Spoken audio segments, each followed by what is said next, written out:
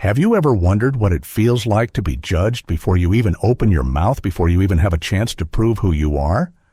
Imagine this, a 12-year-old boy, ticket in hand, walking proudly beside his father to their seats in first class. For them, it was supposed to be just another flight. But within minutes, a stranger decided they didn't belong. A phone was dialed. The police were called.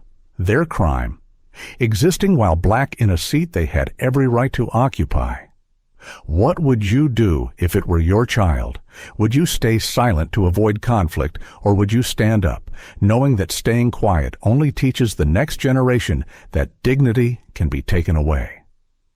This isn't just their story. It could be any of ours, because every one of us has faced moments where our worth was questioned, where our place was challenged. So lean in, open your heart, and ask yourself, if you were in that cabin, what choice would you make if this story moves you? Don't forget to like, share, and subscribe so you won't miss the powerful journey we're about to begin. The airport was buzzing the way it always does on a Friday evening in Atlanta. The smell of pretzels drifted from a kiosk. Overhead announcements crackled about final boarding calls, and tired travelers shuffled toward their gates, eyes glued to phones. At Gate C-22, Flight 417 to Washington, D.C. was boarding. In the middle of the line stood Anthony Rhodes, a tall, calm-looking man in a navy blazer. He carried himself with quiet confidence, though there was nothing flashy about him. Beside him was his 12-year-old son, Caleb, holding a backpack decorated with tiny airplane pins. "Dad, is this really first class?" Caleb asked, almost whispering. Anthony smiled and handed over their boarding passes. "Yes, son. First class. You've earned this trip just as much as I have." They walked down the jet bridge, found their seats in the first row, and settled in. Caleb pressed his face against the window, excited to see the runway lights. For him, this wasn't just a flight. It was an adventure, a memory with his father. That's when she arrived. A woman in her early 50s, platinum blonde hair styled in a stiff wave, expensive handbag clutched to her chest. Margaret Collins. She stopped cold when she saw Anthony and Caleb seated in the row she was passing. Her eyes narrowed, and her lips pulled into a tight frown. She didn't speak at first. She just stared, long enough for Anthony to notice, long enough for Caleb to shift uncomfortably in his seat. Finally, Margaret turned to the nearest flight attendant. Her voice was sharp, cutting through the low murmur of boarding passengers. "Excuse me," she said loudly. "I believe there's been a mistake. These seats are for first class." The attendant blinked, confused. "Yes, ma'am. They are—" "Well then," Margaret said, gesturing toward Anthony and Caleb with a pointed finger, "I think you'd better check their tickets, because I highly doubt they belong here." A few passengers froze mid-step. Others glanced up from their phones. Caleb looked at his father, eyes wide, silently asking what they had done wrong. Anthony's jaw tightened, but his voice stayed even. "Our tickets are valid. You don't need to worry about us, ma'am." Margaret gave a short, harsh laugh. "Oh, I'll worry plenty. I've flown for 30 years, and I've never seen—" She caught herself, but not in time. The implication was clear. The flight attendant, trying to keep things calm, said, "Sir, may I quickly see your passes?" Anthony handed them over without hesitation. The attendant scanned them, nodded, and returned them. "Everything's fine. They're in the right seats." But Margaret wasn't satisfied.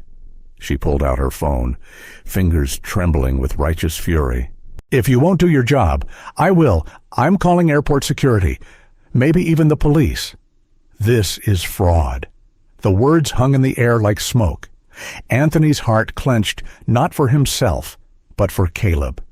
His son was watching every second of this unfold, his young face pale, his shoulders sinking lower in his seat.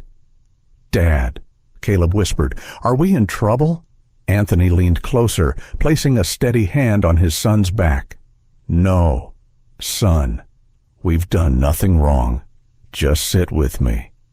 But Margaret was already raising her voice louder, making sure half the cabin could hear. "You all see this, don't you?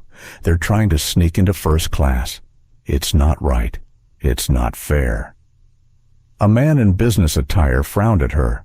A young woman 2 rows back pulled out her phone to record. Whispers spread. Some passengers shifted uncomfortably, unsure if they should intervene. Anthony closed his eyes for a moment. He had been here before, not this exact scene, but others like it. Restaurants where he was asked for proof of his reservation, stores where security followed him through aisles, boardrooms where his ideas were dismissed until someone else repeated them, but never in front of his child. That was new. That was crueler than any slight he had endured.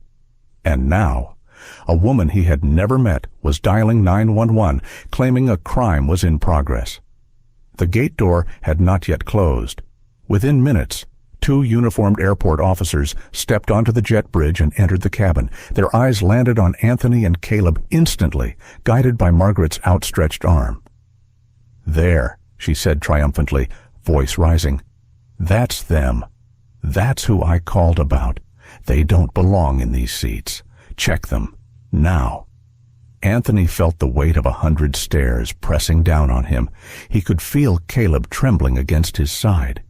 He looked at the officers, calm but firm. "Officers, our tickets have already been checked.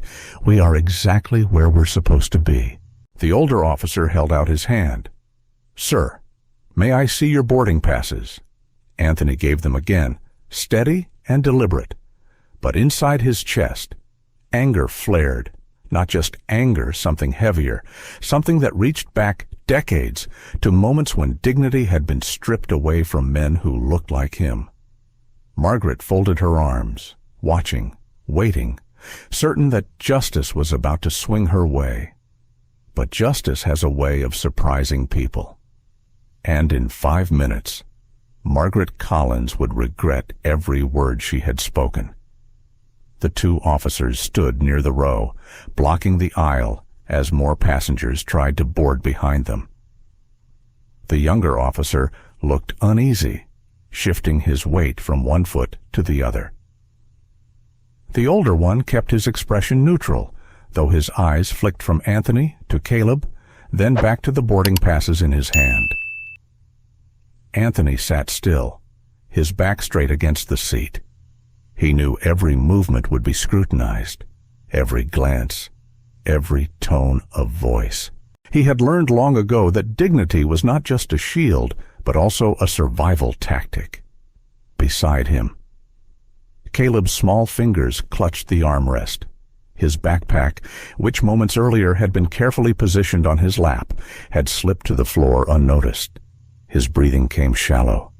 "Quick, Dad," he whispered again. Are we going to get taken off?" Anthony turned slightly, enough to meet his son's eyes. "No," he said softly, steadying his voice. "We're not going anywhere. We belong here."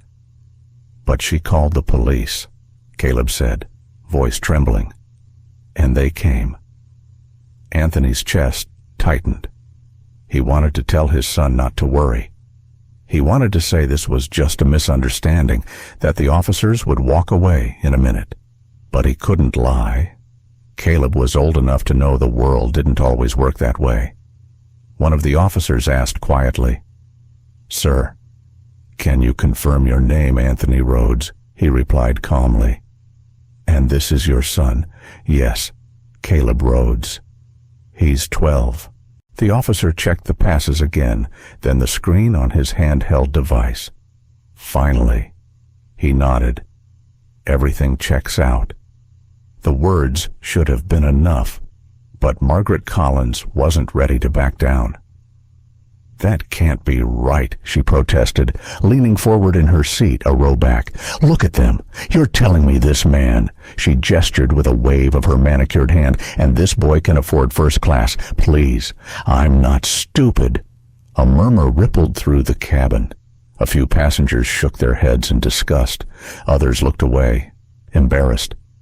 Caleb flinched as though the words themselves were sharp. He tucked his chin into his chest, wishing he could disappear into the seat. Anthony placed a hand gently on his son's shoulder.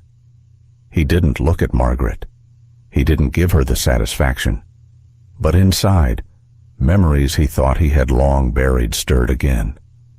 He remembered being 9 years old, standing with his father, Colonel Samuel Rhodes, in a small-town grocery store. They had been in uniform, his father still in Air Force blues, Anthony in his little junior ROTC outfit. An older white man had approached them, scowling. "You people shouldn't be here," he had said. "Go shop somewhere else." Anthony had clutched his father's sleeve, afraid. Colonel Rhodes had only stood taller, replying, "Sir, I've served this country with honor. My son will grow up free to walk in any store, in any town, now." Decades later, Anthony was the father, and Caleb was the one looking at him, searching for assurance that the world was fair. But Anthony knew better. The younger officer glanced nervously at the passengers recording on their phones. "Ma'am," he said to Margaret, "the tickets are valid. There's no fraud here." Margaret's face reddened, but she crossed her arms defiantly. "Then you're not doing your job.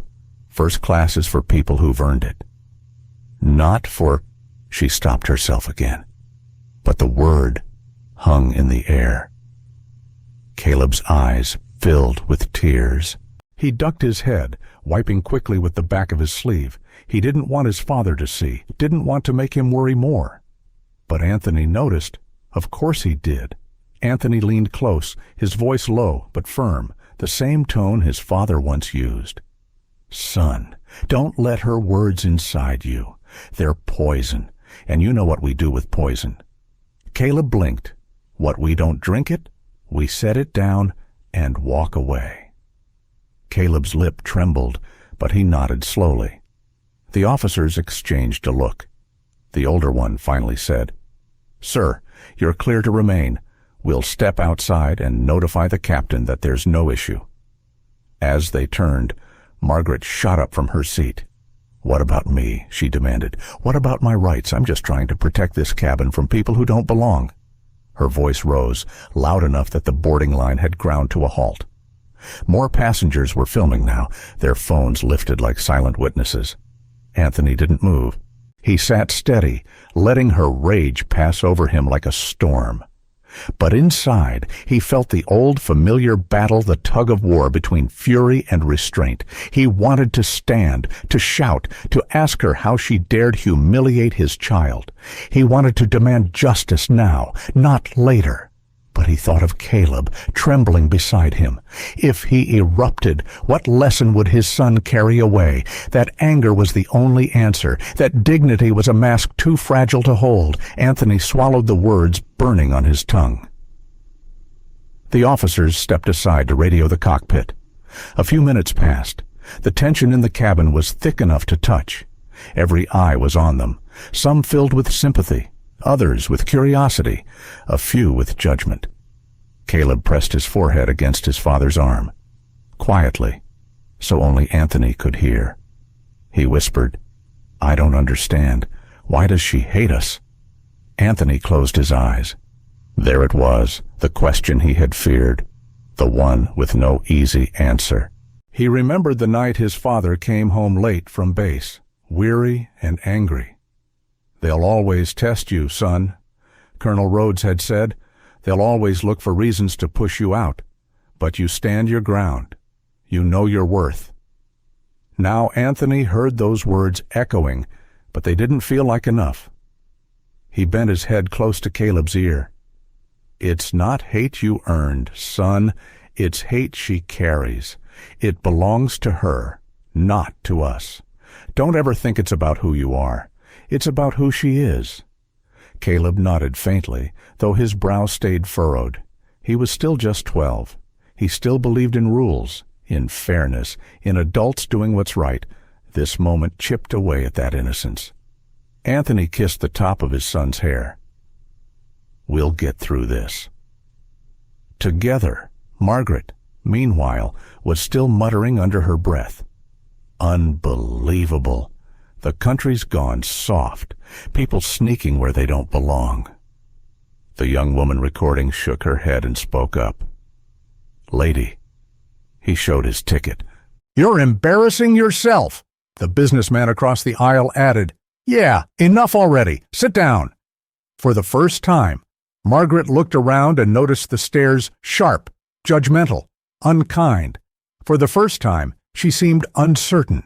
Anthony saw it, and though he said nothing, a small, quiet thought flickered through him. Justice sometimes begins when shame finally finds its target. But for now, all he could do was hold his son close and wait for what would come next. The hum of the aircraft's ventilation filled the silence after the officers stepped away to make their call. Caleb sat rigid in his seat, his eyes still wet, his breathing uneven. Anthony kept his arm draped across his son's shoulders, a steady anchor. He could feel the boy's pulse racing, his small frame tense like a wire stretched too tight. Margaret Collins, however, seemed energized. She leaned into the aisle, watching the officers retreat toward the cockpit. "You see," she said loudly, as if narrating for the recording phone still pointed her way. "Even they aren't sure. That's why they're calling the captain. Because something doesn't add up." Anthony closed his eyes for a moment, forcing himself to breathe deeply. In through the nose, out through the mouth, just as his father once taught him before school debates. Keep calm. Hold steady. Do not let them see you break. The businessman across the aisle frowned. "Ma'am," they said, his tickets checked out. "Maybe just let it go." Margaret snapped her head toward him. "Are you serious? What kind of world do we live in if anyone can just sit up here and claim a seat they didn't earn?" The young woman still recording muttered, "The kind where money and tickets are the only things that matter, not skin color." Margaret's eyes flashed. "Don't twist this into something it's not." But everyone knew what it was. They had heard the edge in her voice, seen the contempt in her eyes. The officers returned, this time with the captain. Captain Richard Lawson was tall, broad-shouldered, his uniform crisp. He moved with the practiced authority of someone used to controlling rooms full of strangers. His eyes swept over the scene. Anthony, calm but tight-jawed. Caleb, pale and hunched. Margaret, flushed with righteous indignation. The passengers watching in uneasy silence. "Captain," Margaret said, standing as if to greet an ally. "Thank God you're here." These two are trying to. Captain Lawson raised a hand, silencing her mid-sentence. His gaze shifted to Anthony. "Sir, may I see your boarding passes personally?" Anthony handed them over without hesitation. The captain studied them, scanned them with a small device clipped to his belt, then checked his tablet. He nodded once. Clipped. Professional. "They're valid," he said. His voice carried clearly through the cabin. "Both passengers are exactly where they're supposed to be." Margaret's face twisted. "That can't be. First class isn't for—" She caught herself again, but too late. Captain Lawson's jaw hardened. "Ma'am, I need you to stop right there." The cabin stirred. Passengers leaned forward, the tension thick and crackling. Caleb gripped his father's arm tightly, whispering, "Dad." "Is it over?" Anthony didn't answer yet. His eyes stayed locked on the captain, waiting. Margaret pushed forward. "You don't understand. People like them enough." Captain Lawson's voice cut like steel. He turned to the officers. "Their tickets are in order. They remain in their seats. That's the end of it." The younger officer shifted uncomfortably, then nodded. The older officer gave Anthony a small, almost apologetic glance. But Margaret wasn't finished. She leaned toward the captain, lowering her voice but not enough to escape the microphones of recording phones. "Are you seriously going to risk the comfort and safety of your premium passengers over this?" Over them gasps rippled through the cabin. Caleb flinched again, hiding his face in his father's sleeve. Anthony felt the heat rising in his chest, but he pressed it down, steady, contained. He bent his head toward Caleb, whispering, "Look at me, son, right here." Caleb lifted his tear-streaked face. "You've done nothing wrong," Anthony said softly. "We're not moving. We belong right here." The captain turned fully toward Margaret. "Ma'am, unless you want to continue this conversation off the aircraft, I suggest you sit down. Now." The authority in his voice left no room for argument, but Margaret's pride was a stubborn flame. She glared at Anthony, her lips curling in disdain, then dropped heavily into her seat. She muttered, "This isn't over. Not by a long shot." The cabin exhaled as one.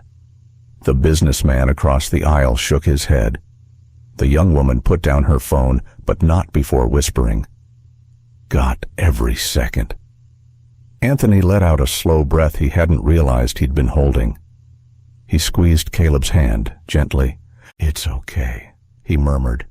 "We're okay." But inside, his mind spun.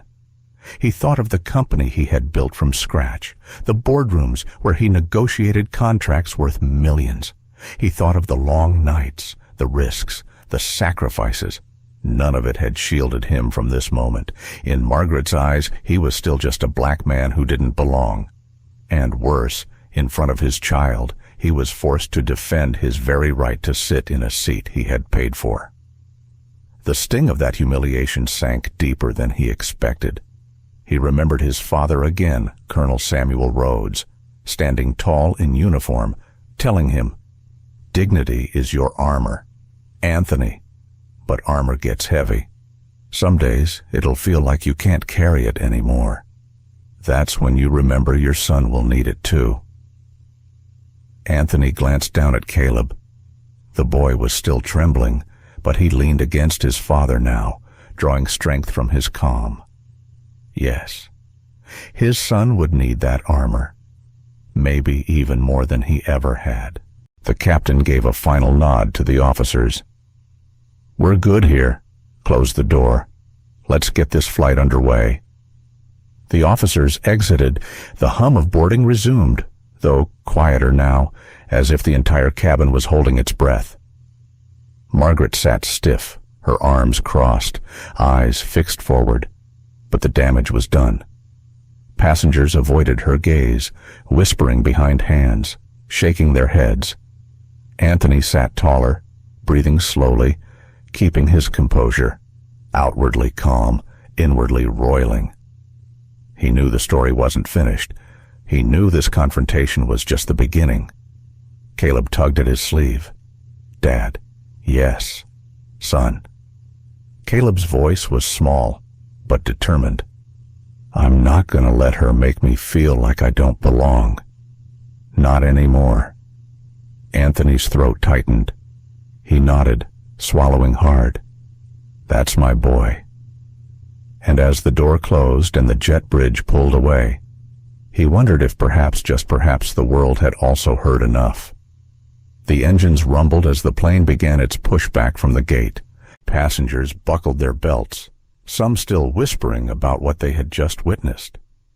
A few stole glances toward Anthony and Caleb, sympathy etched into their eyes. Others shook their heads in disbelief at Margaret's behavior. Caleb leaned closer to his father. "Dad, will she keep bothering us the whole flight?" Anthony smoothed his son's hair gently. "No, son, it's done now." But even as he said the words, he wasn't sure. Margaret Collins sat only one row behind them, her back stiff, her mutters barely audible but still sharp enough to carry. The flight attendants moved through their safety demonstration. Anthony listened with half an ear, his mind replaying the confrontation over and over. He thought about the cameras, the phones raised high. He knew this moment wasn't just locked in his memory, it was already out there, captured, waiting to spread. As the plane lifted into the sky, Caleb pressed against the window, staring at the shrinking city below. For a moment, he looked like any boy on his first big trip, but Anthony saw the shadow in his son's eyes, the way the excitement had dulled under the weight of humiliation. When the seatbelt sign dimmed, Captain Richard Lawson himself appeared at the front of the cabin. He rarely left the cockpit once in the air, but tonight was different. The captain's face was calm yet serious as he stood before the first row. "Mr. Rhodes," he said quietly, his voice carrying enough for those nearby to hear. "I want to personally apologize for what happened during boarding. You and your son are welcome here. Always." Anthony nodded, his voice even. "Thank you, Captain. I appreciate you saying that." But Caleb was still staring at the floor, his shoulders hunched. The captain noticed. He crouched slightly, lowering his voice to the boy's level. "Caleb, right." The boy nodded hesitantly. "Your father and I spoke before this flight," Lawson continued. "I asked him if you'd like to join us because this isn't just any trip. This flight is in honor of your grandfather, Colonel Samuel Rhodes. Did you know that Caleb's head shot up, surprise breaking through the fog of hurt?" "Grandpa," the captain smiled gently. "Your grandfather flew more missions than most pilots I've ever known. He saved lives. Son, a lot of them. This airline wanted to honor his service. That's why you and your dad are here, in these seats, not as customers tonight, but as our guests of honor." A murmur spread through the cabin. Passengers shifted, some with widened eyes, others exchanging glances. The businessman across the aisle straightened, recognition dawning. The young woman with the phone lowered it slowly, her mouth open. Margaret Collins froze in her seat, her color drained. Anthony swallowed hard, his hand tightening on Caleb's. He hadn't expected the captain to share so openly, but part of him was grateful. It wasn't just about tickets anymore, it was about truth. Caleb's lips parted in awe. "Dad, Grandpa." His voice trailed off, but his eyes glowed with pride that no insult could dim. Captain Lawson straightened, his voice now strong enough to carry across the cabin. "Ladies and gentlemen, in case you didn't know, Colonel Rhodes was one of the finest aviators our country has seen. Tonight, his son and grandson are flying with us. I hope you'll join me in welcoming them on board." The cabin erupted in applause, not the polite, scattered claps of routine announcements, but something fuller, louder, heavier, with meaning. Passengers turned to Anthony and Caleb, nodding, smiling, clapping with respect. Caleb blinked rapidly, overwhelmed. He looked at his father, who was fighting the sting of tears. Margaret's hands tightened on her armrests. Her lips pressed into a thin line. She tried to sink into her seat, but the phones pointed. Her way didn't miss a thing.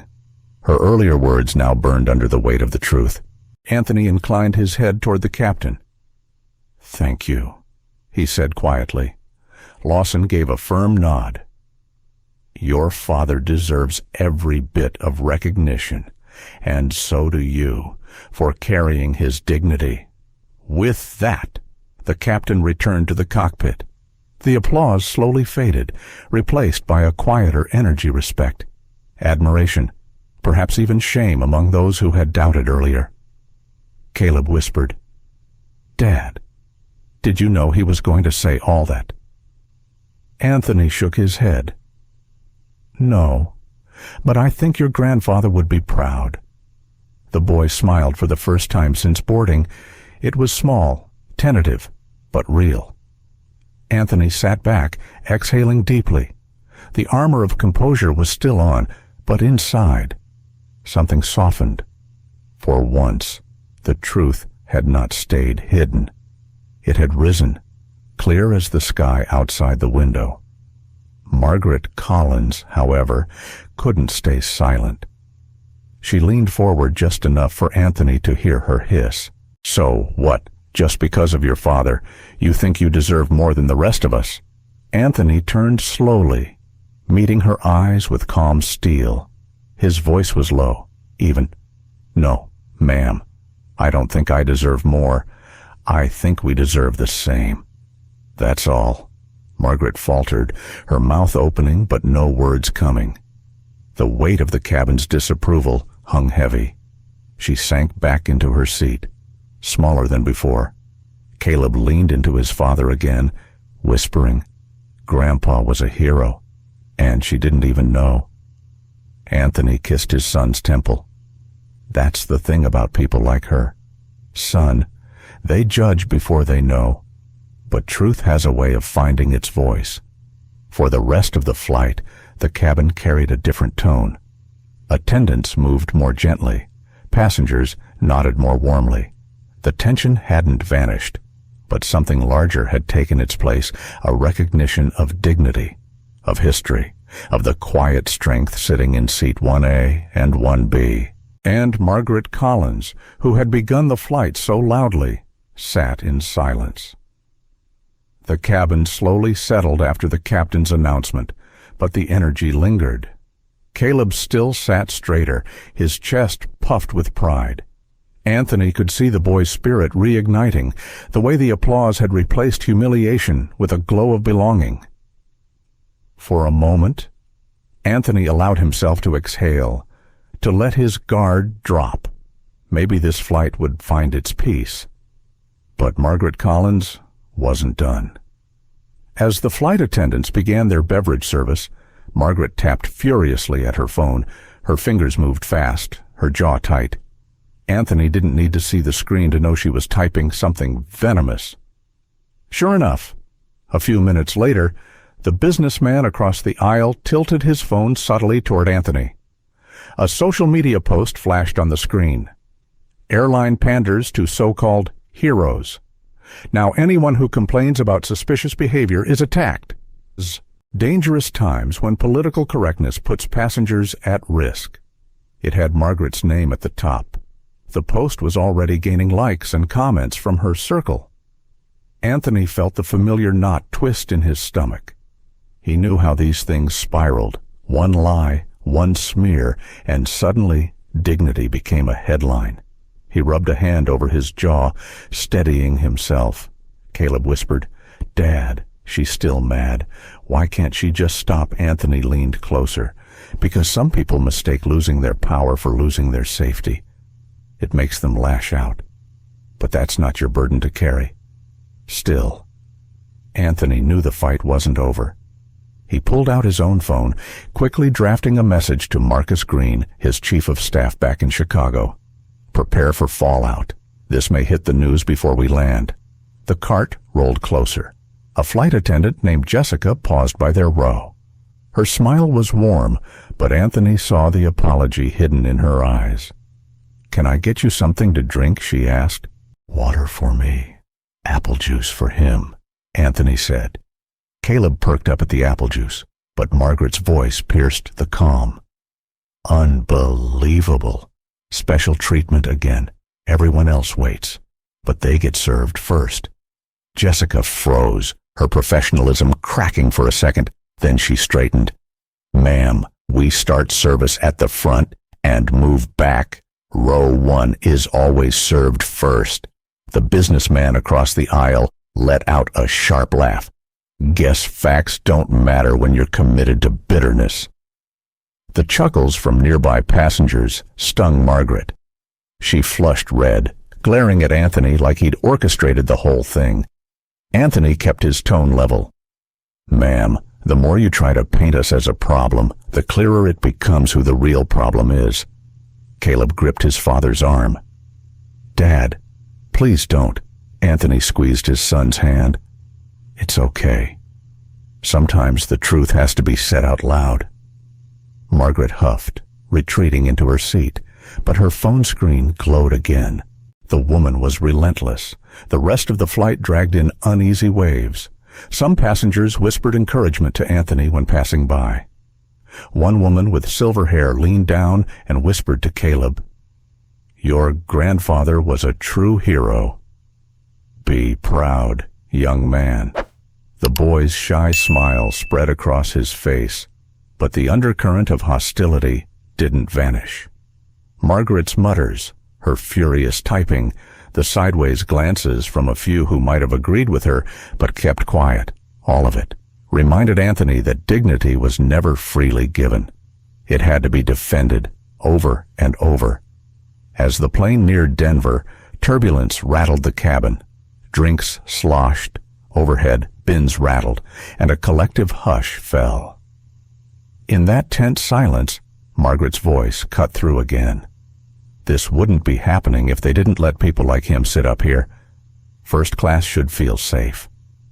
Gasps erupted. This time, it wasn't just murmurs. The businessman slammed his tray upright. Enough. "You've embarrassed yourself all flight. Leave them alone." A young woman from row 3 spoke up. "I recorded everything since boarding. Every word. If you think you can twist this, think again. The world will see who you really are." Margaret froze. Her eyes darted, finally registering the dozens of lenses pointed at her. She opened her mouth, but no defense came. Only the low hum of the engines filled the air. Caleb whispered, "Dad, people are standing up for us." Anthony nodded, his chest tight with something like relief. "That's what happens when truth is undeniable. Son, people find their courage." The descent began. Lights dimmed. Seatbelts clicked. Denver's mountains sparkled in the distance. Anthony held his son's hand through the landing, thinking not just of the flight, but of the story already spreading beyond it. When the wheels touched down, passengers clapped not for the landing, but for something bigger. A quiet sense of justice, however fragile, had filled the cabin. But Anthony knew this was only the beginning. Margaret Collins wouldn't fade quietly. And once the video left this plane, the real storm would begin. The plane rolled to the gate with its usual shudder. Seatbelts clicked, overhead bins popped open, and the familiar shuffle of passengers eager to leave began. Yet the atmosphere in first class wasn't the usual mix of impatience and relief. It buzzed with the weight of everything that had unfolded at 30,000 feet. Anthony Rhodes stayed seated, one hand steady on Caleb's shoulder. He could feel the boy's nervous energy radiating. Caleb wasn't rushing for his backpack, wasn't bouncing with the thrill of landing in a new city. Instead, he stared at the aisle like it might erupt again. Margaret Collins rose abruptly from her seat. Her bag thudded against the armrest as she yanked it down, nearly striking the businessman across the aisle. He caught it with a glare. "Careful," he muttered. She ignored him, her voice sharp and high-pitched. "I'll be speaking to security the second we're off this plane. You'll see. You think applause and cameras change the truth? They don't. Dangerous people don't belong here."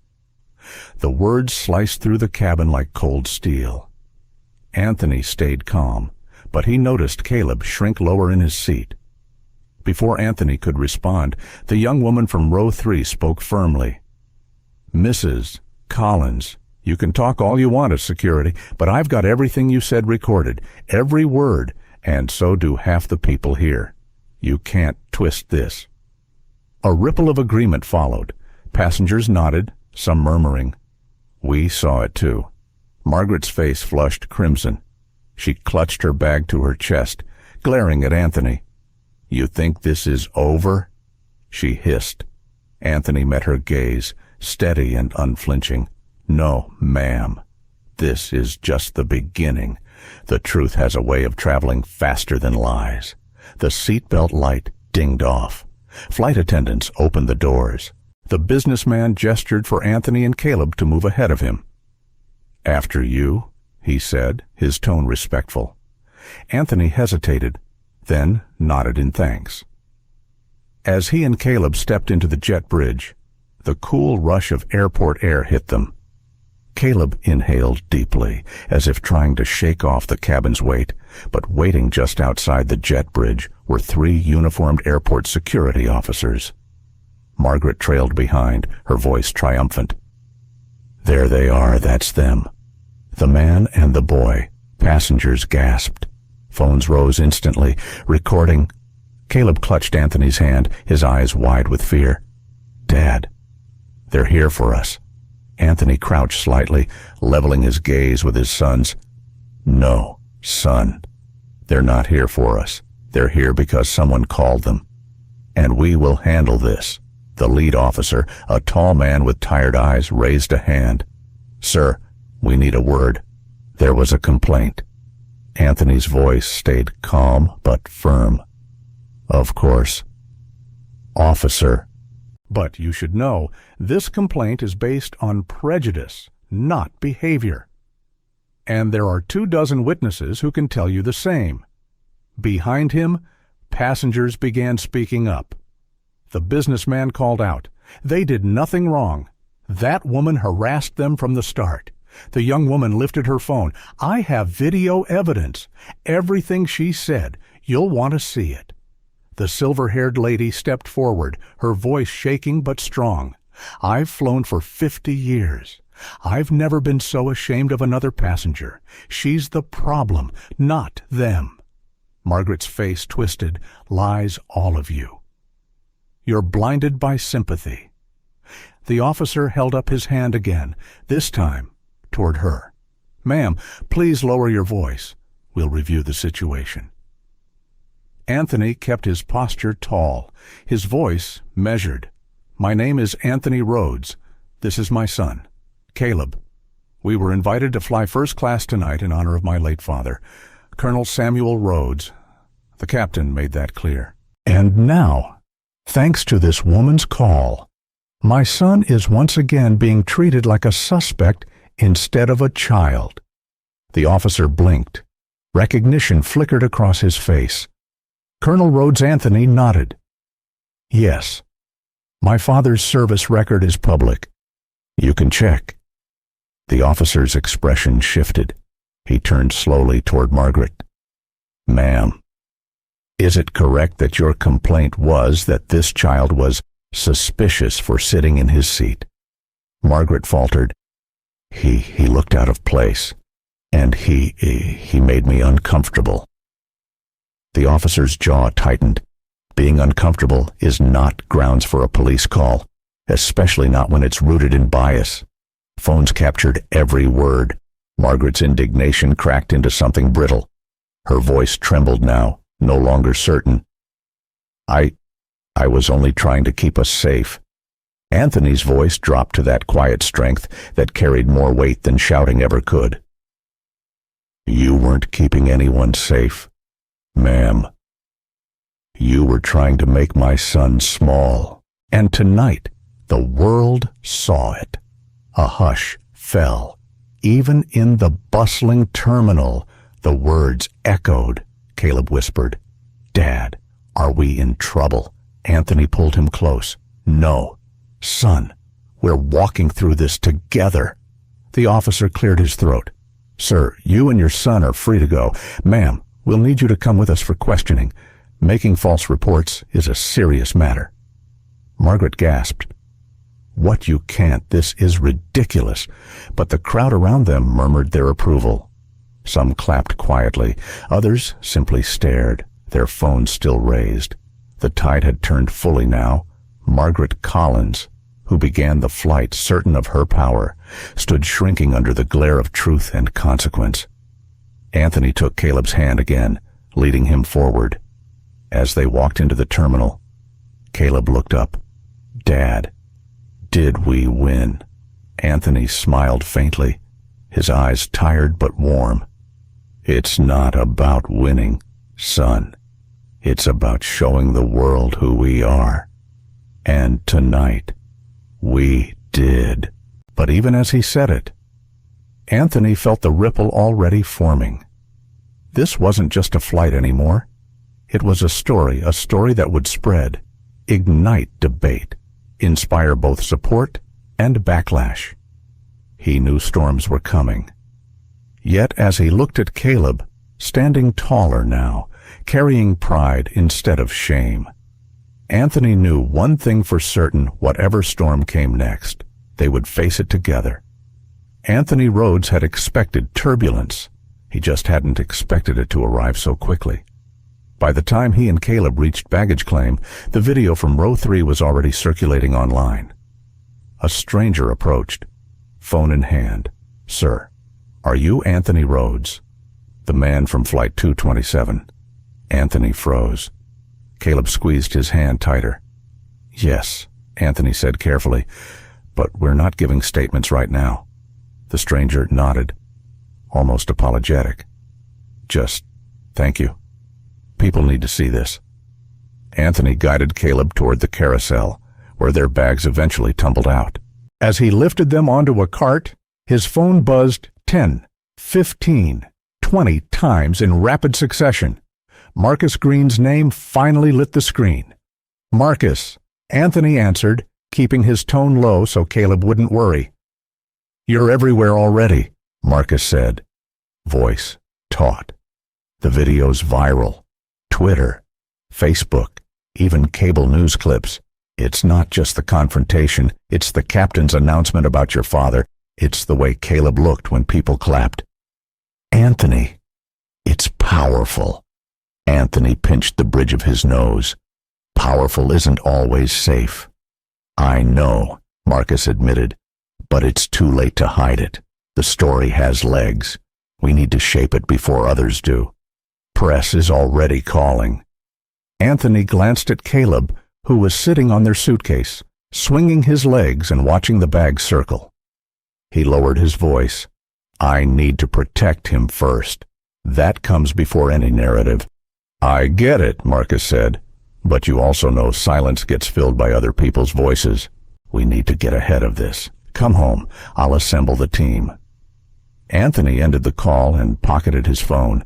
His chest was heavy with the familiar weight duty and fatherhood pulling in opposite directions, each demanding more than he had to give. "Dad," Caleb said suddenly, "people are staring." Anthony followed his son's gaze. Passengers around them weren't pretending anymore. Some smiled in support. Others whispered. A few lifted their phones like they wanted to approach but didn't dare. Anthony crouched next to Caleb. "Remember what I told you, son?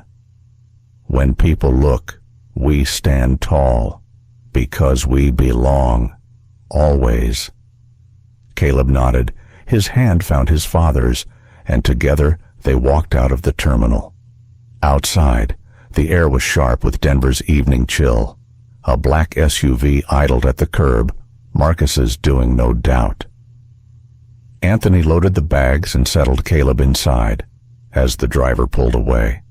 Anthony's phone buzzed again, this time a message from Eleanor Rhodes, his mother. "Saw the video. Proud of you, but keep your boy close. These storms can get ugly." Anthony exhaled slowly. His mother knew. She'd lived through worse. Back at the hotel, Caleb showered and changed into pajamas, already half asleep from the long day. Anthony tucked him in, smoothing his curls as he whispered, "You did good today. Grandpa would be proud." Caleb's eyes fluttered. "Did we make a difference, Dad?" Anthony hesitated, then kissed his forehead. "We made a start." Once Caleb was asleep, Anthony stepped onto the balcony, phone in hand. The Denver skyline glittered in the distance, but his focus was on the glow of the screen. His name was trending. His father's name, too. Clips of Margaret Collins screaming were plastered across news sites, contrasted with Caleb's small, quiet face as the captain honored their family. Anthony scrolled through comments, waves of support, anger, debate. Some praised his dignity, others spewed venom, calling him entitled, ungrateful, a manipulator. The duality was as old as America itself. His phone buzzed again. A new name appeared. Dr. Lila Grant. a well-known civil rights attorney. "Anthony," she said when he answered, "you don't know me personally, but I've represented families in similar cases. What you did today, staying calm, letting the truth speak, was extraordinary. But you need to be prepared. Collins will lawyer up. She'll claim defamation, harassment, maybe worse. People like her never accept accountability easily." Anthony rubbed his temples. "And my son, he just wanted to fly. Now he's the face of something he never asked for." "Dr." Grant's voice softened. "That's the burden of history. Mr. Rhodes, sometimes we don't choose the moment, it chooses us. But you can shield him, even as you lead." He ended the call, but didn't go inside right away. Instead, he looked out at the city and whispered to himself, "Dad, I hope I'm doing this right." The next morning brought the real storm. Reporters crowded the hotel entrance. Headlines blared across cable news. Passenger calls, police on black child in first class, hero's family humiliated on flight, airline faces backlash after viral video. Anthony held Caleb's hand tightly as they slipped through the lobby with Marcus leading the way. Cameras flashed. Questions flew. "Mr. Rhodes, do you plan to sue Mr. Rhodes? What do you say to critics calling this a publicity stunt? Caleb, how did it feel to be targeted?" Anthony stopped short, his jaw tightening. "Do not ask my son questions," he said, his voice calm but edged with steel. The reporters quieted briefly, startled by the authority in his tone. Marcus hustled them into the SUV. Once inside, Caleb whispered, "Dad, I don't want to be on the news." Anthony pulled him close. "I know, son, and you won't have to do anything you don't want. I'll carry this part." As the SUV pulled away, Marcus leaned forward from the front seat. "We can't hide from this, Anthony, but we can control it. We'll hold a press conference. You'll speak not as a CEO, but as a father. People need to see that." Anthony's mind whirred. He'd spent his life navigating boardrooms, negotiating contracts worth billions, but nothing prepared him for this battlefield, protecting his son's dignity in a world eager to strip it away. "Fine," he said finally. "But it's on my terms, and Caleb stays out of it." Marcus nodded. "Agreed. And one more thing the airlines board has requested, a private meeting. They want to discuss expanding anti-bias training, maybe even naming a program after your father. They're moving fast because they know this could define them." Anthony looked at Caleb, who was watching the city rush by outside the window. Then they'd better understand this isn't about branding, it's about lives. That evening, Anthony stood at a podium in a packed conference room, cameras trained on him. Marcus had urged him to prepare remarks, but Anthony spoke from the heart. "My son is 12 years old," he began. "He boarded a plane excited to see the world. Instead, he was treated like a criminal, not because of what he did, but because of what he looked like." He paused, letting the words sink in. The room was silent. "My father, Colonel Samuel Rhodes, flew missions to protect this country. He believed in its promise, even when it failed him. Tonight, his grandson was reminded of how far we still have to go. And yet, he also saw strangers stand up, clap, speak truth to prejudice. That's the America my father believed in. That's the America my son deserves." Applause erupted. Cameras flashed. Anthony held his ground, tall and steady. But inside he felt both weary and fierce. This was only the beginning. The press conference had ended, but its echo stretched far beyond the hotel ballroom. By morning, Anthony Rhodes's words were replaying on every major network. Clips of him saying, "My son is 12 years old. He boarded a plane excited to see the world." Instead, he was treated like a criminal, ran on a loop. Caleb's face, captured in the cabin with wide, wounded eyes, was now the symbol of a larger battle. Anthony hated that part. He hadn't wanted his son to become a symbol, but history rarely asked permission. Marcus Green walked into Anthony's suite carrying a tablet loaded with coverage. "Anthony, we've got momentum. People are rallying. Hashtags everywhere. Civil rights groups are calling. Even corporate leaders want to talk about expanding training programs. This could become something big." Anthony leaned against the window. Denver's skyline framed behind him. It already is something big. "Marcus, but my son's childhood shouldn't be the price." Marcus sighed. "I know, but you've always said leadership means carrying weight. Others can't. Maybe this is yours." Anthony's eyes flickered toward the adjoining room where Caleb slept. "I can carry it. I just don't want him crushed under it." Later that afternoon, Anthony received a surprising request. The airline's CEO, Diane Whitmore, wanted a face-to-face meeting before she made a public statement. She insisted it be private, just her, Anthony, and Marcus. They met in a quiet boardroom at the airline's Denver headquarters. Diane, a woman in her 50s with sharp eyes softened by genuine weariness, shook Anthony's hand firmly. "Mr. Rhodes, I owe you and your son an apology," she said before they even sat, "not just for what happened on Flight 227, but for every time our systems and our culture failed families like yours. I can't erase that, but I can tell you we're ready to change." Anthony studied her carefully. He'd spent decades reading executives, parsing sincerity from strategy. This felt different. "What does change look like to you?" he asked. Diane glanced at Marcus, then back at Anthony. "It looks like deeper training. Yes, but more than that, accountability. Metrics tied to promotions. Anonymous reporting channels that go straight to the board. And I want to create something larger, something that outlives this moment. The Samuel Rhodes Initiative." Anthony froze at the sound of his father's name. Caleb's grandfather, the man whose shadow loomed over their lives in both pride and pain.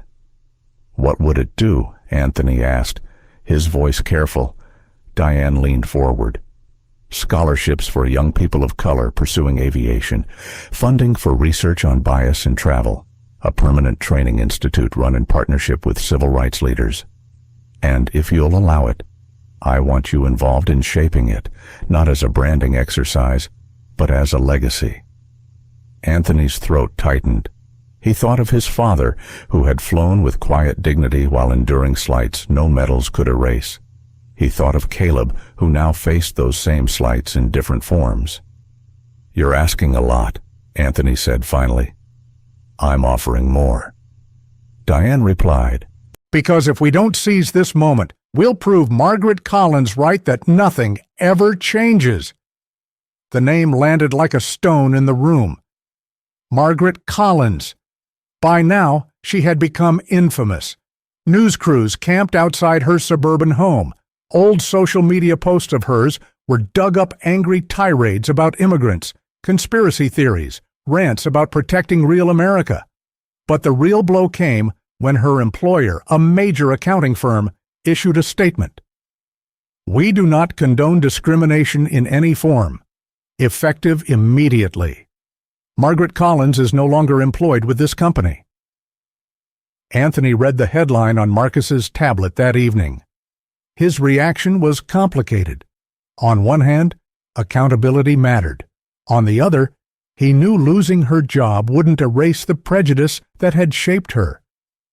Caleb, sitting cross-legged on the couch, asked quietly, "Dad, is she in trouble because of us?" Anthony set the tablet aside and met his son's eyes. "She's in trouble because of her choices. We didn't make them for her, but do you think she'll hate us more now?" Caleb pressed.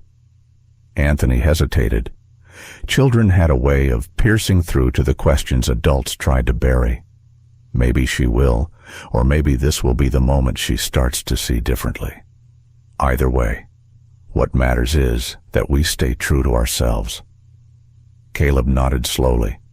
Grandpa always said that too, didn't he? Anthony smiled faintly. Yes, he did. That night, Anthony sat alone with a glass of water, replaying every moment.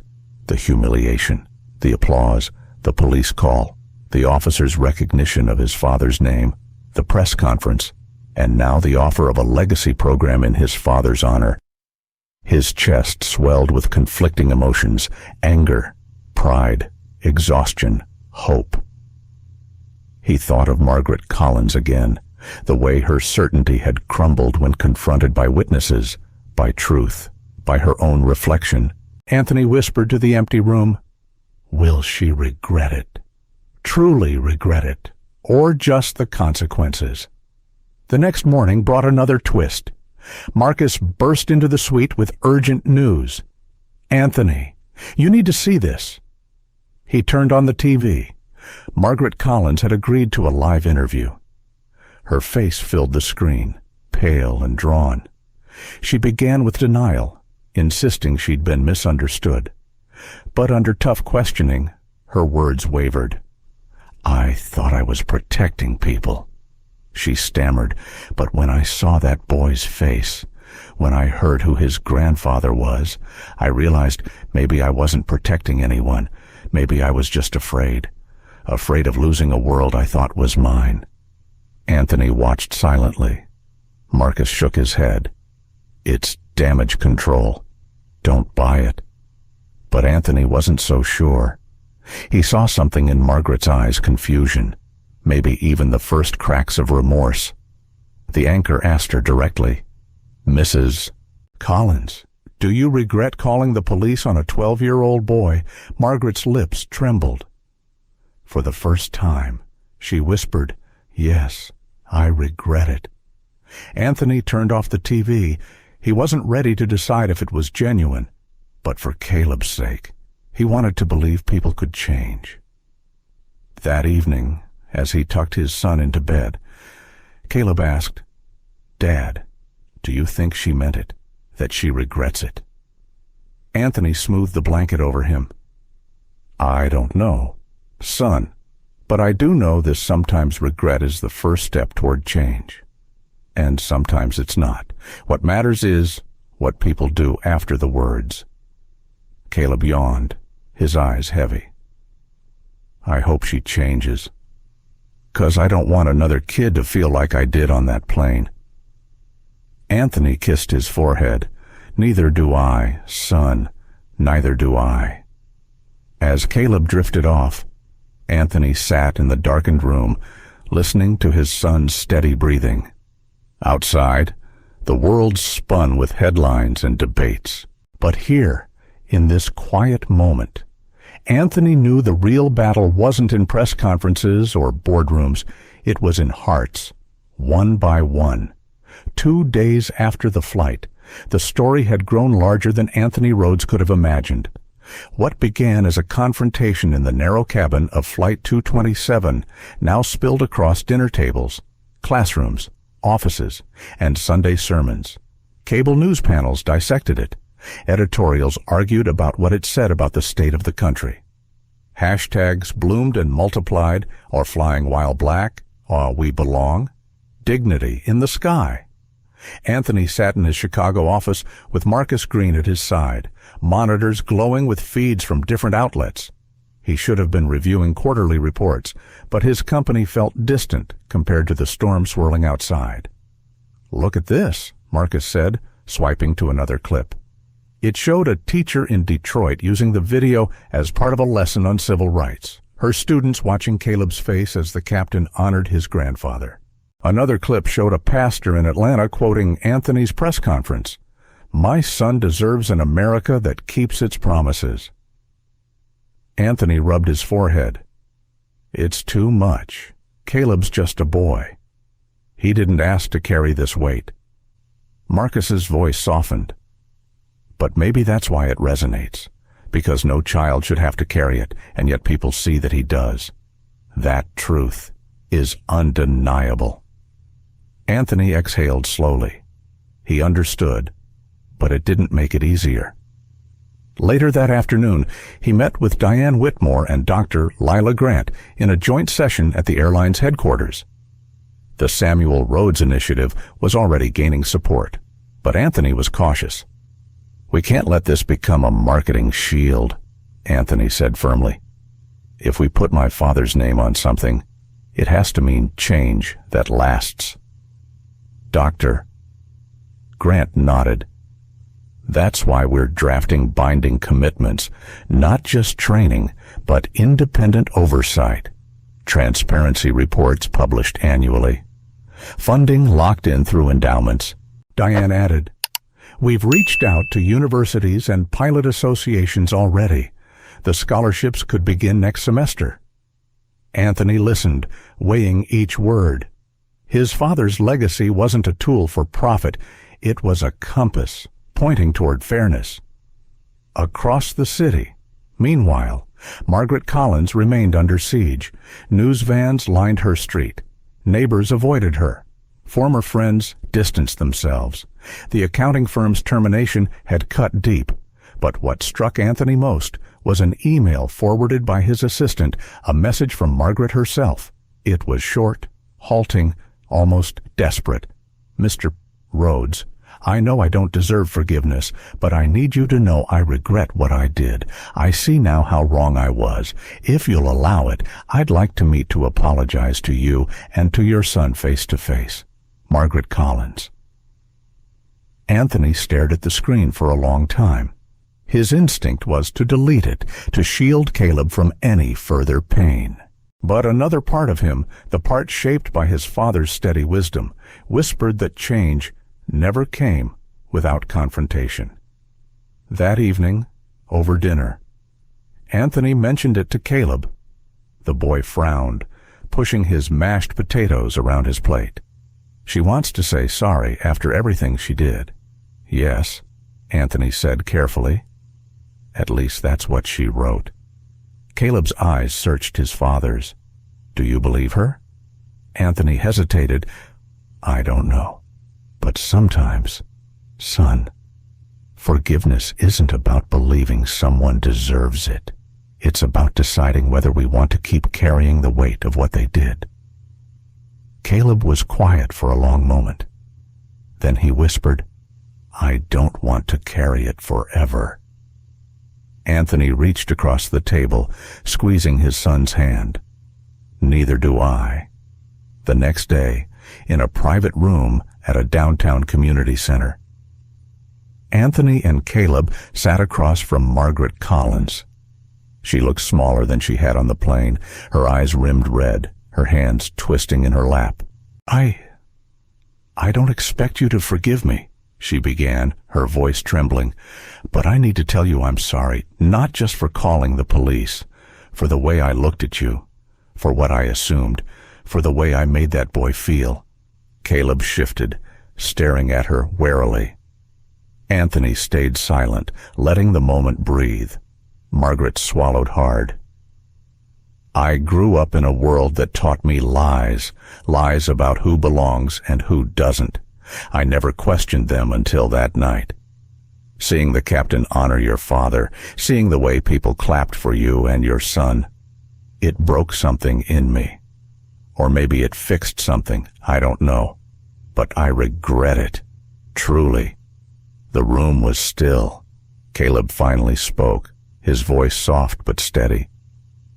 "You made me feel like I was wrong just for sitting with my dad. That hurt more than you know." Margaret's eyes filled with tears. "I know, and I'll carry that shame." Anthony studied her. He saw no performance now, no defiance. Just a woman stripped of the armor of entitlement, facing herself in the mirror of consequence. He spoke quietly. "Regret is a beginning. Mrs. Collins, what matters is what you do next. Words fade. Actions don't." Margaret nodded quickly. "I want to do more. If there's a way I can support the initiative, I will, even if it's just volunteering, or funding, or anything." Anthony considered it. He didn't answer right away. Forgiveness wasn't a switch to flip. It was a path, slow and uneven. When they left, Caleb tugged at his father's hand. "Dad, do you think she meant it?" Anthony looked down at him. "I think she's trying, and sometimes that's the hardest step. Outside." Cameras waited, hungry for a story. But Anthony held Caleb close, shielding him from the flashes. Back home that night, Anthony replayed the meeting in his mind. His father's voice echoed again, steady and deep. "Dignity is your armor, son, but don't forget mercy can be a weapon too." Anthony wasn't ready to call it mercy. Not yet. But he knew something had shifted. The storm had broken. Yes, but now ripples of change were spreading outward, farther than he could see. Anthony Rhodes sat at the head of a long mahogany table in a Chicago conference room. The walls were lined with screens, each one displaying live feeds from different cities, civil rights leaders in Atlanta, educators in Detroit, airline executives in Denver, and journalists in New York. The Samuel Rhodes Initiative was no longer just a proposal. It was at the center of a national conversation. Diane Whitmore's voice came through the speaker first. "We're ready to commit $50 million over the next 5 years. Scholarships, training programs, a permanent institute in your father's name. But we need to know you're with us.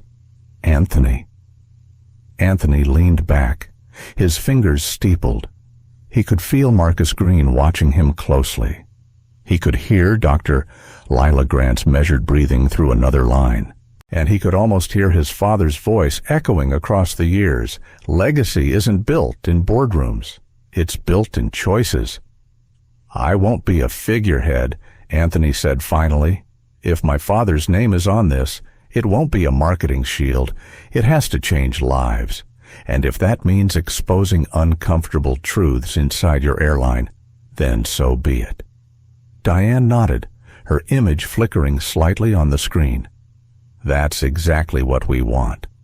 "Doctor," Grant cut in, "then we need binding commitments, independent audits, a public-facing scorecard on bias-related incidents. Otherwise, it's just words." The conversation grew intense. Executives hesitated at the word binding. Advocates pushed harder. Anthony kept his voice steady, guiding the debate. He knew compromise could water down impact, but he also knew refusing to engage would stall progress altogether. Across the table, Marcus leaned toward him. "This is your moment to define the terms. Don't let them box you in." Anthony nodded. "Here's what I propose," he said into the room and across the screens. 1, the scholarships begin next semester. 2, the training institute is co-led by community leaders, not just airline staff. 3, every report of bias gets published annually. No redactions, no spin. Silence followed, then, slowly, heads began to nod. Agreed. Diane said, Anthony felt the weight lift slightly. It wasn't everything, but it was a start. That evening, Anthony returned home, exhausted. Caleb was sprawled on the living room floor, sketching airplanes with colored pencils. "Dad," Caleb said without looking up, "my teacher showed the video in class today. Everyone clapped for me, but then one kid asked if it was scary. I didn't know what to say." Anthony sat beside him. "What did you tell them?" Caleb shrugged. "I told them it was scary, but then I said it made me stronger, too." Anthony's chest tightened with pride and sorrow at once. "That's the truth, son, and the truth is powerful." Caleb looked up, his young face serious. "Does that mean we won?" Anthony shook his head gently. "It's not about winning. It's about making sure the next kid doesn't have to feel what you felt. That's the real victory." The following week brought a new layer of complexity. Margaret Collins appeared again this time, not in interviews, but in action. She showed up at a community forum in Denver, sitting quietly in the back while Anthony spoke about dignity and justice. Afterward, she approached him. "I don't expect you to welcome me," she said softly. "But I want you to know I've been volunteering at a youth center. I needed to start somewhere." Anthony studied her face. He didn't see entitlement anymore. He saw exhaustion, humility, maybe even the first fragile shoots of transformation. "Keep walking that path," he said simply. Margaret nodded, her eyes wet. "I will," as she left. Marcus muttered, "You're giving her too much credit. People like her don't change overnight." Anthony replied, "Maybe not, but if she changes at all, even a little, then Caleb's pain wasn't for nothing. Back in Chicago, the media pressure didn't slow. Invitations poured in talk shows, town halls, keynote speeches. Anthony turned most of them down. He wanted Caleb's life to settle, not spiral further into spectacle. One evening, Eleanor Rhodes. Anthony's mother came to visit. She sat in the kitchen sipping tea, her voice steady but tinged with the wisdom of decades. "Son, I've seen this country bend and break and mend again. Every time. It's people like us who bleed first, but every time we also plant seeds. The question is, are you ready to keep planting? Even when you're tired," Anthony rubbed his temples.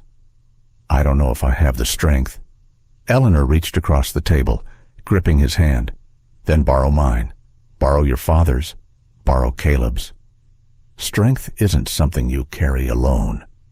Anthony's throat tightened. For a moment, he let himself lean into his mother's hand like he hadn't since he was a boy. The next morning, Anthony made his choice.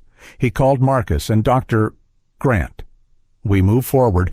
The Samuel Rhodes Initiative launches next month, and I'll speak at the unveiling, not as a CEO, not as a symbol, but as a son and a father." Marcus exhaled in relief. Then, let's make it real. Anthony hung up, staring out at the Chicago skyline. The journey was far from over. The fight would continue in boardrooms, in classrooms, in the quiet spaces where prejudice hid. But for the first time since that flight, Anthony felt something steady rising within him. The news cycle moved quickly, but the Samuel Rhodes Initiative refused to fade. Within a week of its announcement, newspapers ran headlines like "Airline Bias Reform Sparks Nationwide Debate" and "From Pain to Policy, a Family's Stand Against Prejudice." Anthony Rhodes tried to keep his focus on the work, but the backlash was unavoidable.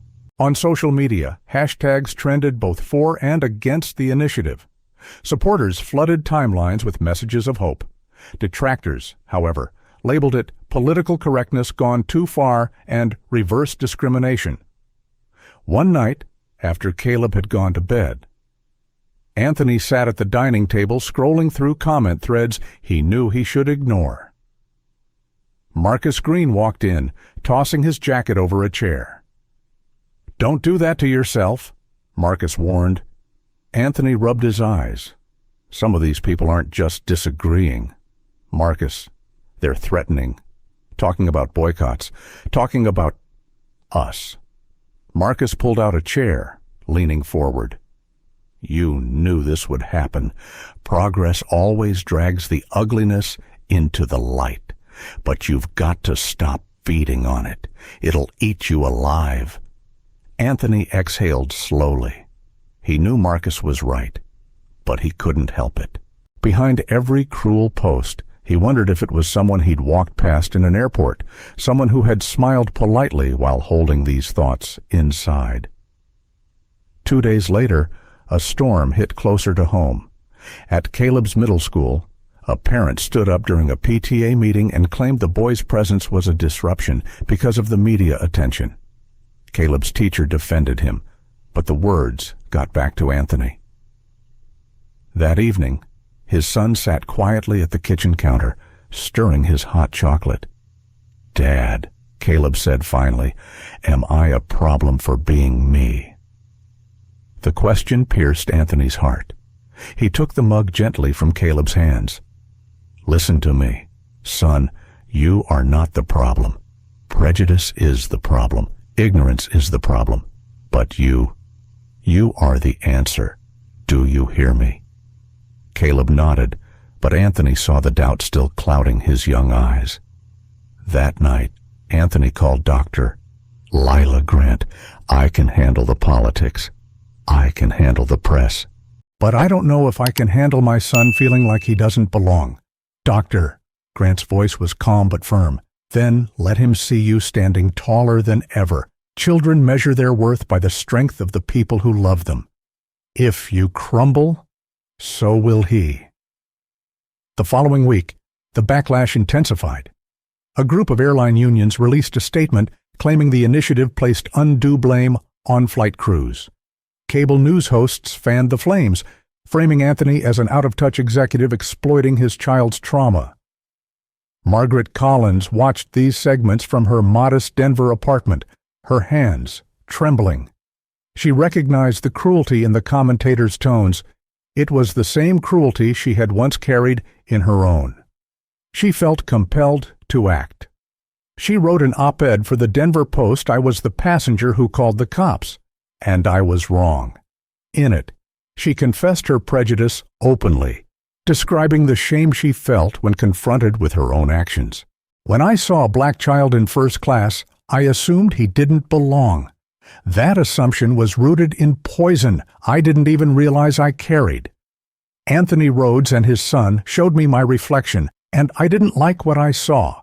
But reflection is not the end, it can be a beginning. If I can change, others can too." The piece went viral overnight. Margaret was no longer just the villain of the story. She was a flawed human being, trying, publicly, to change. Some still despised her. Others found her words deeply moving. When Anthony read the article, his reaction was complicated. He showed it to Marcus. "Is this real?" Marcus asked skeptically. "I think it is," Anthony said, "and maybe that matters more than whether people forgive her." Still, Anthony knew public confessions weren't enough. He wanted structures that outlasted headlines. Meanwhile, Caleb was facing his own battle. During recess, a boy taunted him with a sneer. "Hey, first-class kid, bet your daddy paid the school to let you in, too." Caleb clenched his fists, ready to fight, but he remembered Amara Hassan's words during a workshop at the Initiative Center. Bravery isn't about swinging back, it's about standing tall and speaking truth. So instead of throwing a punch, Caleb said loudly, "My dad works hard. He's earned everything we have, and I belong here just like you." Teachers overheard. The other kids watched. The bully backed down, muttering under his breath. That night, Caleb recounted the story to Anthony. "I was shaking, Dad, but I didn't swing. I spoke." Anthony hugged him tightly, whispering, "That's my boy. You just proved to yourself you're stronger than hate." Still, the Rhodes household couldn't escape the tension. Late one evening, Anthony sat at his desk, staring at the city skyline. His phone buzzed with a new message. It was from Eleanor, his mother. "Remember, son." She'd written, "Your father didn't march for applause. He marched so you and Caleb could walk freer. Don't let fear rob you of that freedom." Anthony closed his eyes, tears prickling. He could almost hear Colonel Samuel Rhodes's steady voice, urging him forward. The next morning, Anthony stood before reporters outside his office. Cameras flashed, questions flew. He raised a hand for silence. "I know the backlash is loud," he began. "I know change is uncomfortable. But discomfort is the birthplace of progress. If standing for dignity costs me my title, my reputation, even my peace, then so be it, because what's at stake is bigger than me. It's about every child who deserves to travel, to learn, to live without being told they don't belong. That's the America my father fought for, and that's the America my son deserves." The crowd erupted in applause. somewhere in the back. Margaret Collins watched silently, a mixture of shame and respect in her eyes. For the first time since that terrible day on the plane, Anthony felt a shift. The backlash was still raging, but he realized something important: storms don't just destroy, they clear the air. The winter wind off Lake Michigan rattled the tall windows of Anthony Rhodes's office. He stood there with his arms folded, staring down at the city lights shimmering against the icy streets. The Samuel Rhodes Initiative was now official, but the backlash had made every step feel like walking through quicksand. Marcus Green entered without knocking, carrying a folder thick with documents. "We've got something," he said, placing it on the desk. "Numbers, proof." Anthony turned, skeptical. "What kind of proof?" "Incident reports." Marcus replied. "Flight logs, passenger complaints, crew statements, all from the past 3 years. Over 70% of passengers flagged for suspicious behavior were black or brown. And get this, when reviewed later, more than 90% of those incidents were found to be baseless." Anthony flipped through the pages. Each report was a story. A Muslim family asked to leave after praying quietly. A Latino teenager questioned for walking too fast down a jet bridge. A black woman accused of stealing her own luggage. He slammed the folder shut, fury flashing across his usually measured face. This isn't bias. This is systemic humiliation. Marcus nodded grimly. "And it's happening across multiple airlines. If we go public with this, it'll shake the industry to its core."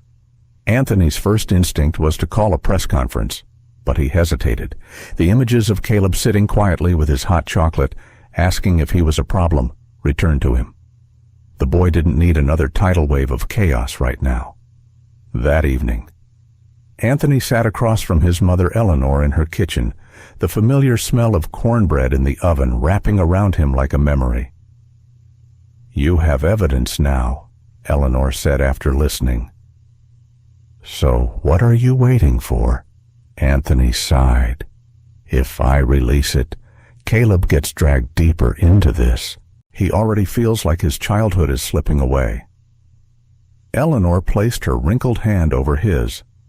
"Son, when your father marched in Selma, I worried the same, that you'd grow up in the shadow of violence. But look at you now. Legacy isn't about protecting our children from the fight.